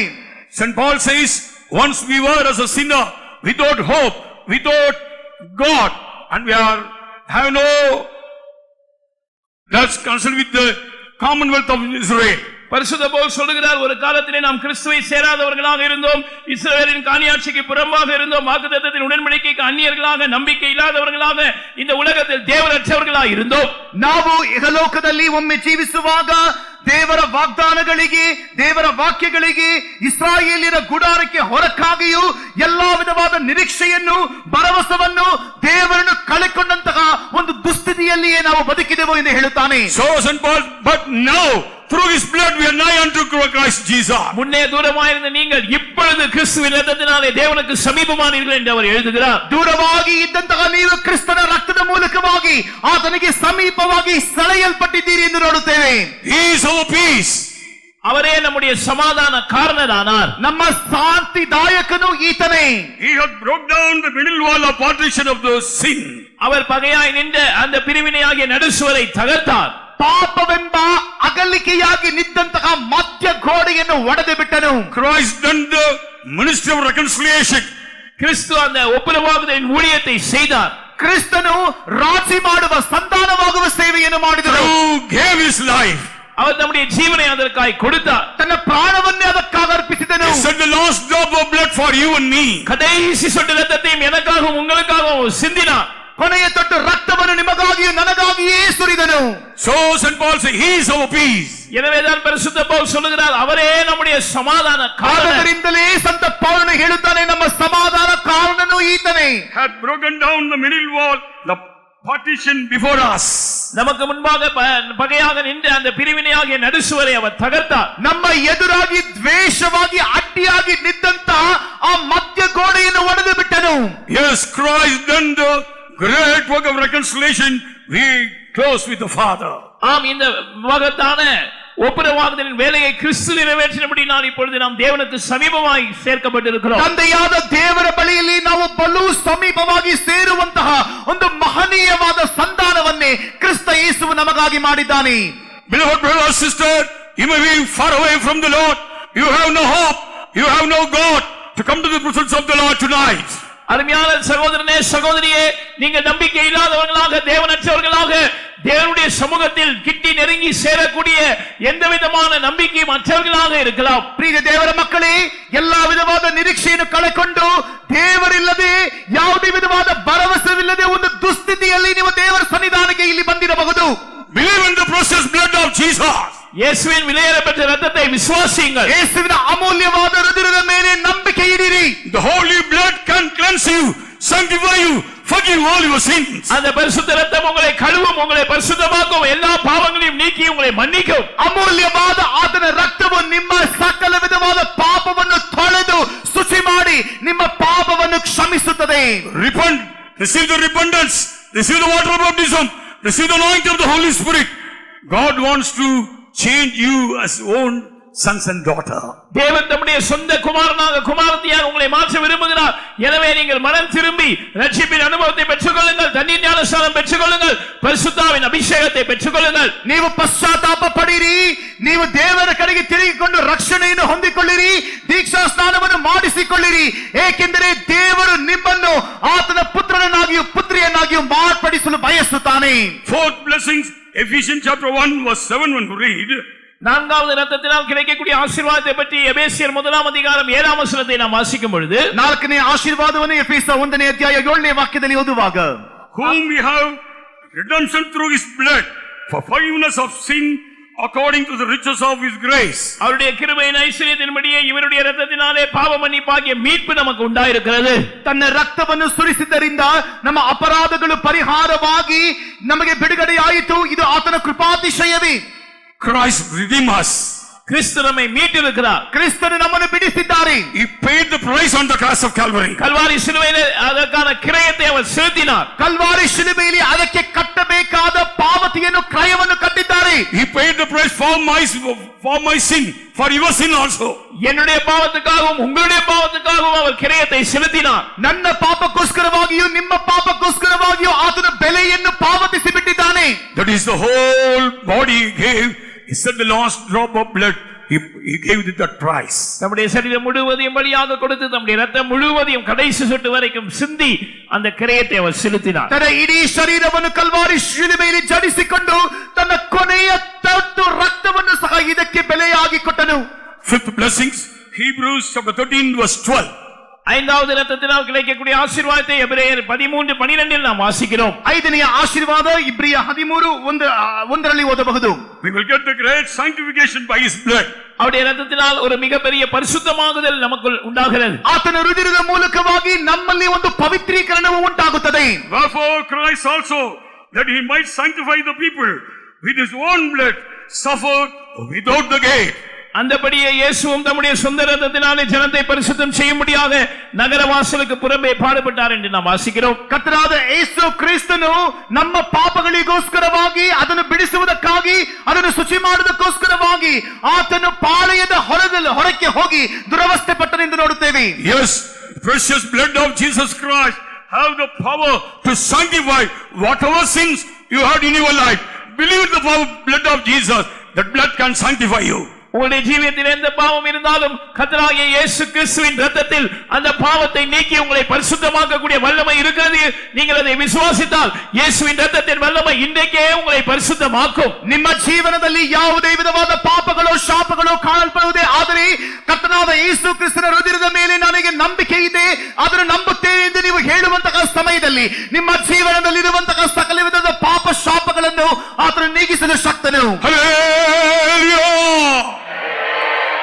Christ did all things for the human, from the repentance to perfection on the cross of Calvary. Kalvari சிலுவையிலே மனிதனுடைய மனம் திரும்புதல் முதல் கொண்டு பூரணம் வரைக்கும் தேவையான அனைத்தையும் மனுக்குலத்துக்காக அவர் செய்து முடித்தார். ಮಾನವನ ಪಶ್ಚಾತ್ತಾಪದಿಂದ ಅವನು ಪರಲೋಕಕ್ಕೆ ಒಯ್ಯಲ್ಪಡುವವರೆಗೂ ಇರುವಂತಹ ಎಲ್ಲಾ ಕಾರ್ಯಗಳನ್ನು ಕರ್ತನಾದ ಯೇಸು ಕಲ್ವಾರಿ ಶಿಲುಬೆಯಲ್ಲಿ ಹೊತ್ತು ತೀರಿಸಿ ಬಿಟ್ಟನು. Through the body of Jesus Christ, offer once for all. Through that will we are sanctified. இயேசு கிறிஸ்துவின் சரீரம் ஒரே தரம் பலியிடப்பட்டதினாலே அந்த சித்தத்தினாலே நாம் பரிசுத்தமாக்கப்பட்டிருக்கிறோம். ಕರ್ತನಾದ ಯೇಸು ಕ್ರಿಸ್ತನ ಶರೀರವು ಒಂದೇ ಯಜ್ಞವಾಗಿ ಅರ್ಪಿಸಲ್ಪಟ್ಟದ್ದರಿಂದ ಅದರ ಮುಖಾಂತರ ನಾವು ವಿಮೋಚಿಸಲ್ಪಟ್ಟಿದ್ದೇವೆ. Hebrews 10 verse 14 when we read, those who are sanctified, Christ did also the perfecter. 14ஆம் வசனம் எபிரேயர் 10ஆம் அதிகாரத்திலே நாம் படிக்கும்போது பரிசுத்தமாக்கப்படுகிறவர்களை ஒரே பலியினாலே அவர் என்றென்றைக்கும் பூர்ணப்படுத்தியும் இருக்கிறார். ಇಬ್ರಿಯ 10ನೇ ಅಧ್ಯಾಯ 14ನೇ ವಾಕ್ಯದಲ್ಲಿ ಹೋಗುವಾಗ ಪವಿತ್ರರಾದವರನ್ನು ಒಂದೇ ಸಮರ್ಪಣೆಯಿಂದ ನಿರಂತರವಾಗಿ ಸಿದ್ಧಿಗೆ ತಂದಿದ್ದಾನೆ. Sixth blessings, Hebrews chapter 9 verse 13 and 14 when we read, ஆறாவது இரத்தத்தினால் கிடைக்கக்கூடிய ஆசீர்வாதம் எபிரேயர் 9ஆம் அதிகாரம் 13 14 வசனங்களை நாம் படிக்கும்போது ಆರನೇ ಆಶೀರ್ವಾದ ಇಬ್ರಿಯ 9ನೇ ಅಧ್ಯಾಯ 13 14ನೇ ವಾಕ್ಯದಲ್ಲಿ ಓದುವಾಗ, through his blood Christ purged our conscience from the dead works to serve the living God. தம்முடைய இரத்தத்தினாலே ஜீவனுள்ள தேவனுக்கு ஊழியம் செய்யும்படி நம்முடைய மனசாட்சியை செத்த கிரியைகளை கிறிஸ்து சுத்திகரித்திருக்கிறார். ಕರ್ತನಾದ ಯೇಸು ಕ್ರಿಸ್ತನ ರಕ್ತವು ಎಷ್ಟೋ ಹೆಚ್ಚಾಗಿ ನಮ್ಮನ್ನು ನಿರ್ಜೀವ ಕರ್ಮಗಳಿಂದ ಬಿಡಿಸಿ ನಾವು ಜೀವವುಳ್ಳ ದೇವರನ್ನು ಆರಾಧಿಸುವಂತ ನಮ್ಮ ಮನಸ್ಸನ್ನು ಶುದ್ಧೀಕರಿಸಿದೆ. Yes, our conscience sanctified through the precious blood of Jesus. ஆம், நம்முடைய மனசாட்சி வெளியேறப்பட்ட இயேசுவின் இரத்தத்தினால் சுத்திகரிக்கப்படுகிறது. ಹೌದು, ನಮ್ಮ ಮನಸ್ಸಾಕ್ಷಿಯಾದದ್ದು ಕರ್ತನಾದ ಯೇಸು ಕ್ರಿಸ್ತನ ರಕ್ತದಿಂದ ಶುಚಿ ಮಾಡಲ್ಪಡುತ್ತದೆ. Not only that, the greatest blessings we will receive, Christ through his blood, he opened the new living way for you and me. Your all should be sanctified, obtain the perfection of God. We can enter into the holiest place. நாம் பரிசுத்தமாக்கப்பட்டவர்களாக, நாம் பூர்ணப்படுத்தப்பட்டவர்களாக அந்த மகா பரிசுத்த ஸ்தலத்துக்குள் கடந்து செல்லும்படியாக இயேசு நமக்காக அவருடைய இரத்தத்தினால் கிடைக்க செய்த மிகப்பெரிய ஆசீர்வாதம் என்னவென்றால், தம்முடைய இரத்தத்தினாலே அவர் புதிதும் ஜீவனுமான அந்த மார்க்கத்தை நமக்காய் திறந்திருக்கிறார். ನಾವು ಪರಿಶುದ್ಧರಾಗಿ ಮಾರ್ಪಟ್ಟು ಪೂರ್ಣಗೊಂಡು ನಮಗೋಸ್ಕರವಾಗಿ ಇಟ್ಟಿರುವಂತಹ ಆ ಮಹೋನ್ನತವಾದ ಸ್ಥಳವನ್ನು ನಾವು ತಲುಪುವುದಕ್ಕೋಸ್ಕರವಾಗಿ ಕರ್ತನಾದ ಯೇಸು ಕ್ರಿಸ್ತನ ರಕ್ತದಿಂದ ಮಾಡಿರುವ ಕೆಲಸವೇನೆಂದರೆ, ನಮಗೋಸ್ಕರವಾಗಿ ಆತನು ಜೀವವು ಹೊಸದಾದ ಮಾರ್ಗವನ್ನು ತೆರೆದಿದ್ದಾನೆ. In the Old Testament period, even sons of Aaron, Levites, children of Israel, they could not enter in the holiest place. நாம் பழைய ஏற்பாட்டிலே படிக்கும்போது லேவியர்களும் ஆசாரியர்களும் ஆசாரியருடைய குமாரனாகிய ஆரோனுடைய குமாரனும் கூட மகா பரிசுத்த ஸ்தலத்தில் பிரவேசிக்க முடியாது. ಹಳೆ ಒಡಂಬಡಿಕೆ ಕಾಲದಲ್ಲಿ ನಾವು ಓದುವಾಗ ಆರೋನನ ಕುಮಾರರು ಲೇವಿಯರು ಯಾರು ಮಹಾಪವಿತ್ರ ಸ್ಥಾನಕ್ಕೆ ಹೋಗಲಾಗಲಿಲ್ಲ. So St. Paul writes, Christ rent his body through that veil, opened a new living way for you and me, those who are perfect saints of God, those who are obtained the same purity of God. They are all entered into the holiest place. ஆனால் கர்த்தராகிய இயேசு தம்முடைய மாம்சமாகிய திரையை கிழித்து புதிதும் ஜீவனுமான மார்க்கத்தை உண்டு பண்ணி இருக்கிறபடியால் தேவனுடைய அதே பூர்ணத்தை, தேவனுடைய அதே சுபாவத்தை அடைந்த பரிசுத்தவான்கள் அந்த மகா பரிசுத்த ஸ்தலத்துக்குள் சேரக்கூடிய சாக்கியத்தை இந்த புதிய ஏற்பாட்டிலே நாம் பெற்றிருக்கிறோம். ಕರ್ತನಾದ ದೇವರು ತನ್ನ ದೇಹವನ್ನು ನಮಗೋಸ್ಕರವಾಗಿ ತೆರೆಯನ್ನು ಹರಿದು ಬಿಟ್ಟದ್ದರಿಂದ ನಮಗಾಗಿ ಒಂದು ಹೊಸದಾದ ಜೀವವುಳ್ಳ ಮಾರ್ಗವು ಉಂಟಾಗಿದೆ. ಅದರಿಂದ ನಾವು ಸಹ ಪರಿಪೂರ್ಣರಾಗಿ ಶುದ್ಧೀಕರಿಸಲ್ಪಟ್ಟವರಾಗಿ ಪವಿತ್ರರಾಗಿ ಆ ಮಹಾ ಪವಿತ್ರ ಸ್ಥಾನಕ್ಕೆ ತಲುಪುವ ಯೋಗ್ಯತೆಯನ್ನು ಪಡೆದುಕೊಳ್ಳುತ್ತೇವೆ. How blessed people we are! எவ்வளவு ஆசீர்வதிக்கப்பட்ட ஜனங்களாய் நாம் இருக்கிறோம். ಎಷ್ಟು ಆಶೀರ್ವದಿಸಲ್ಪಟ್ಟ ಜನರು ನಾವು. Through Lord Jesus Christ, through the precious blood of Jesus, we got this, all the experience, all the blessings in our life. கர்த்தராகிய இயேசு கிறிஸ்துவின் மூலமாக, கர்த்தராகிய இயேசு கிறிஸ்துவின் விலையேற பெற்ற இரத்தத்தின் மூலமாக இந்த ಆಶೀರ್ವದಿக்கப்பட்டதான ಶ್ಲಾಘ್ಯங்களை நாம் பெற்றிருக்கிறோம். ಕರ್ತನಾದ ಯೇಸು ಕ್ರಿಸ್ತನ ಮೂಲಕವಾಗಿಯೂ ಆತನ ಅಮೂಲ್ಯವಾದ ರಕ್ತದ ಮೂಲಕವಾಗಿಯೂ ಇಷ್ಟು ಆಶೀರ್ವದಿಸಲ್ಪಟ್ಟಂತಹ ಮಹಾಭಾಗ್ಯವನ್ನು ನಾವು ಹೊಂದಿಕೊಂಡಿದ್ದೇವೆ. Let's all surrender in the hands of God. தேவனுடைய கரத்தில் நம்முடைய ஜீவியத்தை நாம் ஒப்படைப்போமாக. ದೇವರ ಹಸ್ತಗಳಲ್ಲಿ ನಮ್ಮ ಜೀವನವನ್ನು ಸಮರ್ಪಣೆ ಮಾಡಿಬಿಡೋಣ. Even today, Jesus is alive. இன்றைக்கும் இயேசு ஜீவனோடு இருக்கிறார். ಈ ದಿನವೂ ಯೇಸು ಜೀವಂತನಾಗಿದ್ದಾನೆ. Jesus said, I am alive. You don't want to strive. இயேசு சொல்லுகிறார், நான் ஜீவிக்கிறபடியால் நீ போராடி கொண்டிருக்க வேண்டிய அவசியம் இல்லை. ಯೇಸು ಹೇಳುತ್ತಾನೆ, ನಾನು ಜೀವಿಸುವುದರಿಂದ ನೀನು ನರಳಾಡುವುದು ಬೇಡ. Even today, the precious blood of Jesus cleanse you, sanctify you, made you as a perfect person. Believe in the blood of Jesus. இன்றைக்கும் விலையேறப்பெற்ற கர்த்தராகிய இயேசுவின் இரத்தம் உங்களை கழுவி சுத்திகரித்து பரிசுத்தமாக்கி பூரணப்படுத்தக்கூடியதாக இருக்கிறது. அந்த விலையேறப்பெற்ற இயேசுவின் இரத்தத்தின் மேல் உங்கள் விசுவாசத்தை வையுங்கள். ಈ ದಿನವೂ ಸಹ ಕರ್ತನಾದ ಯೇಸು ಕ್ರಿಸ್ತನ ರುಧಿರವಾದದ್ದು ನಿಮ್ಮ ಸಕಲ ವಿಧವಾದ ಪಾಪಗಳನ್ನು ತೊಳೆದು ಶುಚಿ ಮಾಡಿ ನಿಮ್ಮನ್ನು ಪರಿಶುದ್ಧರನ್ನಾಗಿ ಮಾಡಿ ಆ ಪವಿತ್ರ ಸ್ಥಾನಕ್ಕೆ ಸೇರಿಸುತ್ತದೆ. ಆ ರಕ್ತವನ್ನು ನೀವು ನಂಬಿರಿ. Please let's all stand up. நாம் எல்லாரும் எழும்பி நிற்பலாம். ನಾವೆಲ್ಲರೂ ಮೇಲೆ ಎದ್ದು ನಿಂತುಕೊಳ್ಳೋಣ. Believe in the blood of Jesus. இயேசுவின் இரத்தத்தின் மேல் விசுவாசம் உள்ளவர்களாய் இருப்போம். ಯೇಸುವಿನ ರಕ್ತದ ಮೇಲೆ ಭರವಸೆ ಬಿಡೋಣ. The blood of Jesus Christ have the power to deliver us.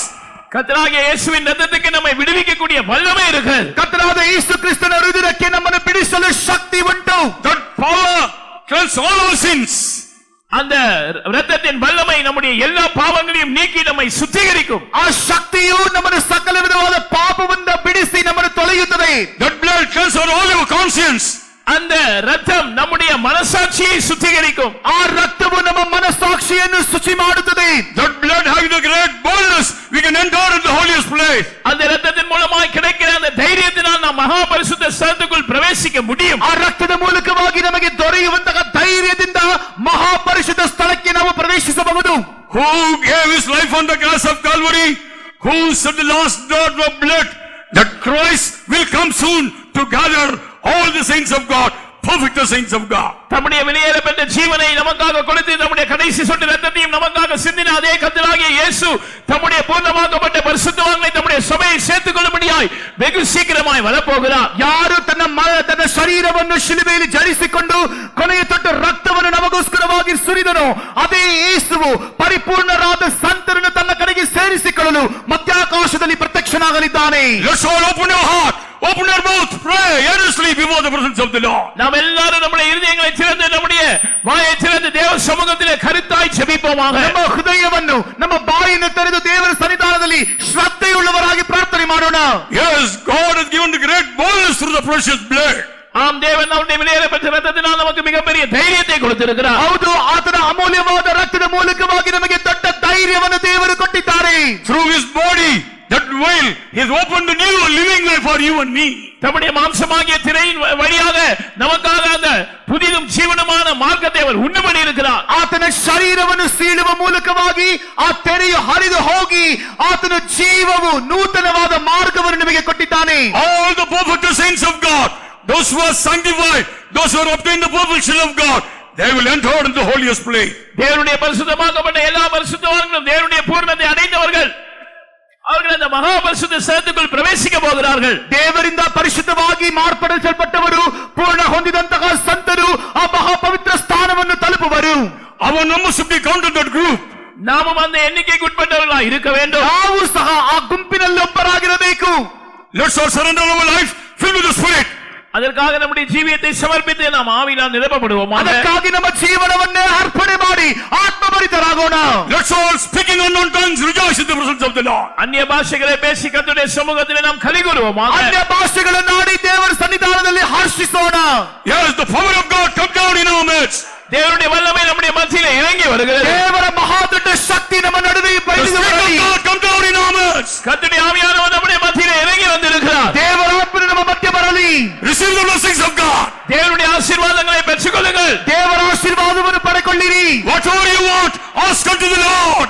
உங்களுக்கு என்ன தேவையோ கர்த்தரிடத்தில் அதை கேளுங்கள். ಯಾವುದು ಅವಶ್ಯವೋ ಅದನ್ನು ದೇವರ ಬಳಿಯಲ್ಲಿ ಕೇಳಿರಿ. Jesus Christ is in our midst. இயேசு கிறிஸ்து நம்முடைய மத்தியில் இருக்கிறார். ನಮ್ಮ ಮಧ್ಯೆ ಯೇಸುವಿದ್ದಾನೆ. The resurrected Jesus is moving in our midst. உயிர்த்தெழுந்த கிறிஸ்து நம்முடைய மத்தியில் அசைவாடி கொண்டிருக்கிறார். ಪುನರುತ್ಥಾನ ಹೊಂದಿದ ಯೇಸು ನಮ್ಮ ಮಧ್ಯದಲ್ಲಿ ಸಂಚಾರ ಮಾಡುತ್ತಿದ್ದಾನೆ. Receive the fire anointing right now. அக்கினி அபிஷேகத்தை இப்பொழுதே பெற்றுக்கொள்ளும். ಆಜ್ಞೆ ಅಭಿಷೇಕವನ್ನು ಈಗಲೇ ಪಡೆಕೊಳ್ಳಿರಿ. Your soul filled with the Spirit.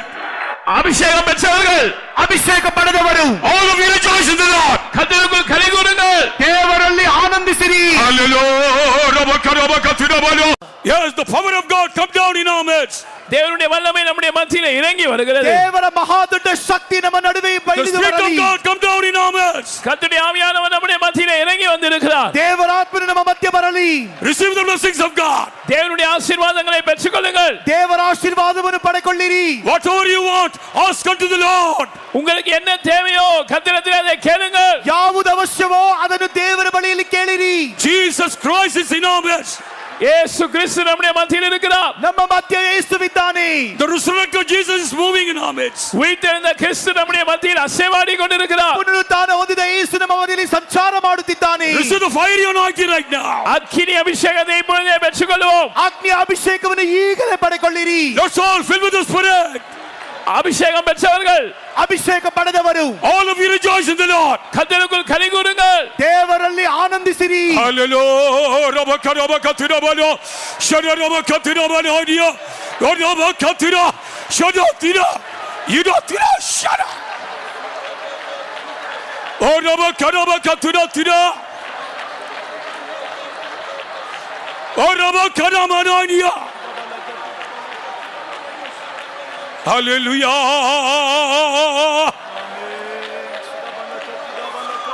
Shadarabakaratira.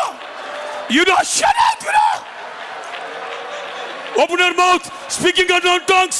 Rejoice in the Lord. வாயத்திலிருந்து அந்நிய பாஷைகளை பேசுங்கள், கர்த்தருக்குள் கலிகூருங்கள். ಬಾಯಿನ ತೆರೆದು ಅನ್ಯ ಭಾಷೆಯನ್ನಾಡಿ ದೇವರಲ್ಲಿ ಆನಂದಿಸಿರಿ.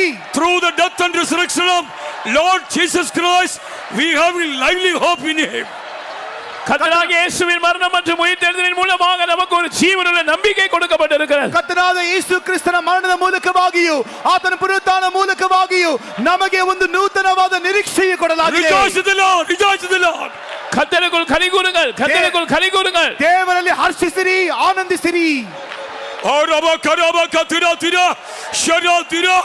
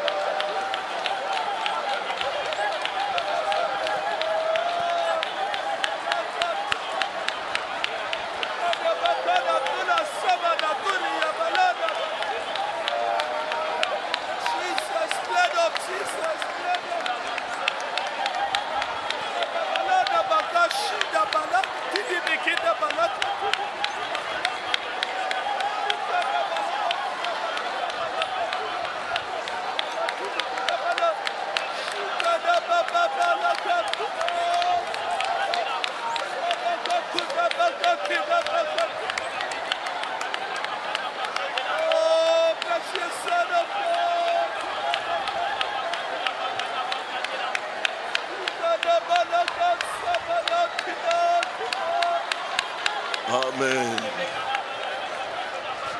Amen. Amen. Amen. Amen. Let us praise God for all the precious word of God God has given us tonight. இன்றைக்கு தேவன் நமக்கு கொடுத்ததான அவருடைய எல்லா விலையேற பெற்ற வார்த்தைகளை நினைவு கூர்ந்து நாம் ಕರ್ತನಿಗೆ ಸ್ತೋತ್ರ ಮಾಡುவோம். ಇವತ್ತು ರಾತ್ರಿ ಸಮಯ ಕರ್ತನ ನಮಗೆ ಕೊಟ್ಟಂತಹ ಬಹುಮೂಲ್ಯವಾದ ಆತನ ವಾಕ್ಯಗಳಿಗಾಗಿ ನಾವು ಕರ್ತನಿಗೆ ಸ್ತೋತ್ರ ಮಾಡೋಣ. Hallelujah. Hallelujah. Hallelujah. Hallelujah. Hallelujah. Yes, Jesus Christ our Lord, He came down to this world and he is the seed of the woman who bruised Satan's head. ஆம், நம்முடைய கர்த்தரும் இரட்சகருமாகிய கர்த்தராகிய இயேசு மனித அவதாரம் எடுத்து இந்த பூமிக்கு இந்த உலகத்துக்கு இறங்கி வந்தார். அவர் ஸ்திரீயின் வித்தாக வெளிப்பட்டு சர்ப்பத்தினுடைய தலையை நசுக்கினார். ಹೌದು, ನಮ್ಮ ಕರ್ತನು ರಕ್ಷಕನೂ ಆಗಿರುವಂತಹ ಯೇಸು ಸ್ವಾಮಿ ಈ ಭೂಮಿಗೆ ಮನುಷ್ಯ ಅವತಾರವನ್ನು ತೆಗೆದು ಬಂದು ಆತನು ಸ್ತ್ರೀಯ ಸಂತಾನವಾಗಿ ಹುಟ್ಟಿ ಶೈತಾನನ ಜಾಲಿಯನ್ನು ಜಜ್ಜಿದನು. He gave himself as an offering for our sins, நம்முடைய to deliver us from our sins. நம்முடைய பாவங்களிலிருந்து நம்மை விடுவிக்கும்படியாக நம்முடைய பாவங்களுக்காக தம்மை தாமே அவர் ஒரு பலியாக ஒப்பு கொடுத்தார். ನಮ್ಮನ್ನು ನಮ್ಮ ಪಾಪಗಳಿಂದ ಬಿಡುಗಡೆ ಮಾಡುವಂತೆ ಆತನು ಪಾಪ ಪರಿಹಾರಕ್ಕಾಗಿ ಒಂದು ಯಜ್ಞವಾಗಿ ತನ್ನನ್ನೇ ಸಮರ್ಪಿಸಿದನು. Manifested as the Son of God to destroy the works of the devil. பிசாசினுடைய கிரியைகளை அழிக்கும்படி அவர் தேவகுமாரனாக வெளிப்பட்டார். ಸೈತಾನನ ಕ್ರಿಯೆಗಳನ್ನು ಲಯ ಮಾಡುವಂತೆ ಆತನ ದೇವಕುಮಾರನಾಗಿ ಪ್ರತ್ಯಕ್ಷನಾದನು. Through his death he destroyed the devil who had the power of death. தம்முடைய மரணத்தினாலே மரணத்துக்கு அதிகாரியான பிசாசானவனை அவர் அழித்தார். ತನ್ನ ಮರಣದ ಮೂಲಕವಾಗಿ ಮರಣಾಧಿಕಾರಿಯಾದ ಸೈತಾನನು ಆತನು ಅಳಿಸಿ ಬಿಟ್ಟನು. He has delivered us from the fear of death. மரண பயத்திலிருந்து அவர் நம்மை விடுவித்திருக்கிறார். ಮರಣದ ಭೀತಿಯಿಂದ ನಮ್ಮನ್ನು ಬಿಡುಗಡೆ ಮಾಡಿದನು. Through his appearing, by his life, through his obedience, he is able to make us. He came that he may obey, that we may also become obedient. அவர் வெளிப்பட்டபடியினால் அவர் தம்முடைய கீழ்ப்படிதலின் மூலமாக நாமும் கீழ்ப்படிதல் உள்ளவர்களாக மாறும்படியாக அவர் கீழ்ப்படிந்தார். ಆತನು ತನ್ನ ವಿಧೇಯತೆ ಮೂಲಕವಾಗಿ ನಮ್ಮನ್ನು ಕೂಡ ನೀತಿವಂತರಾಗಿ ಮಾರ್ಪಡಿಸುವಂತೆ ನಾವು ಕೂಡ ವಿಧೇಯರಾಗುವಂತೆ ಆತನು ಪ್ರತ್ಯಕ್ಷನಾದನು. All that the Lord Jesus came to do for us through the cross and now through his resurrection is fulfilling it. Shall we praise him? Kalvari சிலுவையின் மூலமாக கர்த்தராகிய இயேசு நமக்காக செய்யும்படி வந்த எல்லா அவருடைய கிரியைக்காகவும் இப்பொழுது தம்முடைய உயிர்த்தெழுதலின் மூலமாக நம்முடைய ஜீவியத்தில் அவர் அதை நிறைவேற்றி அனுபவமாக்கி கொண்டிருக்கிறபடியால் நாம் கர்த்தரை ஸ்தோத்திரம் பண்ணுவோம். ಕಲ್ವಾರಿ ಶಿಲುಬೆಯ ಮೂಲಕವಾಗಿ ಕರ್ತನಾದ ಯೇಸು ಮಾಡಿ ಮುಗಿಸಿದ ಎಲ್ಲ ಕ್ರಿಯೆಗಳಿಗಾಗಿಯೂ ಈಗ ಆತನ ಪುನರುತ್ಥಾನದ ಮೂಲಕವಾಗಿ ನಮ್ಮ ಜೀವಿತದಲ್ಲಿ ಮಾಡುತ್ತಿರುವ ಎಲ್ಲ ಅದ್ಭುತ ಕ್ರಿಯೆಗಳಿಗಾಗಿ ನಾವು ಕರ್ತನಿಗೆ ಸ್ತೋತ್ರ ಮಾಡೋಣ. Hallelujah. Praise the Lord. Praise the Lord. Praise the Lord. Praise the Lord. Let us pray. நாம் ஜெபிப்போம். மகிமை தேவனாக இந்த முதலாவது கன்வென்ஷன் கூட்டத்தை மகிமையாக எங்கள் மத்தியில் எழுந்தருளி கர்த்தாவே அற்புதமான தேவன், வல்லமையுள்ள தேவன் மனிதனாக வந்து மனிதனுடைய எல்லா வெளிகளிலிருந்து கர்த்தாவே அந்த 7 விதமான ஆசீர்வாதத்தோடு திரும்பமாக எடுத்து நிறுத்தி கர்த்தாவே பரிசுத்த சபையாக நீதிமான்களாக உத்தமர்களாக மாற்றும்படியாக கர்த்தாவே கல்வாரி சிலுவையில் உடைய ரத்தத்தை கர்த்தாவே விளக்கிரயமாக செந்தி கர்த்தாவே ஒவ்வொரு மீட்கும்படியாக வந்த தேவகுமாரனாக மகிமையான சத்தியத்தை இந்த மாலை நேரத்தில் எங்களுக்கு வெளிப்படுத்தி தந்த நன்றி செலுத்துகிறோம். கர்த்தாவே விழுந்து போன மனுக்குலத்தை திரும்பமாக கர்த்தாவே ஸ்திரியின் வித்தாக வந்து எல்லாவற்றுக்கும் பாவத்திலிருந்து சாபத்திலிருந்து வியாதியிலிருந்து மரணத்திலிருந்து விடுதலையாக்கும்படியாக மகத்தான ரட்சிப்பை தரும்படியாக மகத்தான விடுதலை தரும்படியாக மகத்தான தேவனாக மகிமை தேவனாக வெளிப்பட்டதுக்காக நன்றி செலுத்துகிறோம். இவருடைய மேன்மையான புதிய சத்தியங்களை கேட்ட எல்லாரும் தாவி நாங்கள் எல்லாரும் திரும்பமாக அந்த இழந்து போன ஆசீர்வாதங்களை பெற்றுக்கொண்டு எல்லா தேவனுடைய ஐக்கியத்தோடு தேவனுடைய அன்பில் தேவனுடைய ஆளுகையில் நீதியில் திரும்பமாக எங்களை கொண்டு வந்ததுக்கு நன்றி செலுத்துகிறோம். தொடர்ந்து இந்த மகிமையாக இந்த முதலாவது கூட்டத்தில் தாவி எழுந்தருளி மகிமையாக இந்த பாட்டுகள் சாட்சிகள் எல்லாம் ஆசீர்வாதமாக்கிய தந்தீர். அற்புதமாக இந்த கூட்டத்தை நடத்தினதுக்கு நன்றி. தொடர்ந்து நடக்கிற கூட்டங்களை பலப்படுத்தி ஆசீர்வதியும். இந்த வந்திருக்க எல்லா தேவ பிள்ளைகளுக்கும் இந்த அருமையான மனுக்குலத்தை விடுதலையாக்கப்பட்ட அந்த மகிமையான ரட்சிப்பை சத்தியத்தை விடுதலையாக்க அருமையான காரியங்களை எங்களுக்கு வெளிப்படுத்தி தந்ததுக்கு நன்றி செலுத்துகிறோம். இப்போட மேன்மையான காரியங்களில் எல்லாரும் மகிமையான ரட்சிப்போட விடுதலையோடு ஆசீர்வாதத்தோடு கடந்து போக உதவி செஞ்சதுக்கு நன்றி. தொடர்ந்து ஜெயத்தோடு நடத்தித்தார் பெரிய காரியங்களை செய்யும். இயேசுவின் நாமத்தில் வேண்டிக் கொள்கிறோம் பிதாவே. Amen. Now may the grace of our Lord Jesus Christ, the love of God the Father, and the sweet communion of the Holy Spirit rest and abide with each and every one of us until Jesus appears in all his glory. Amen. Hallelujah. Hallelujah. Hallelujah.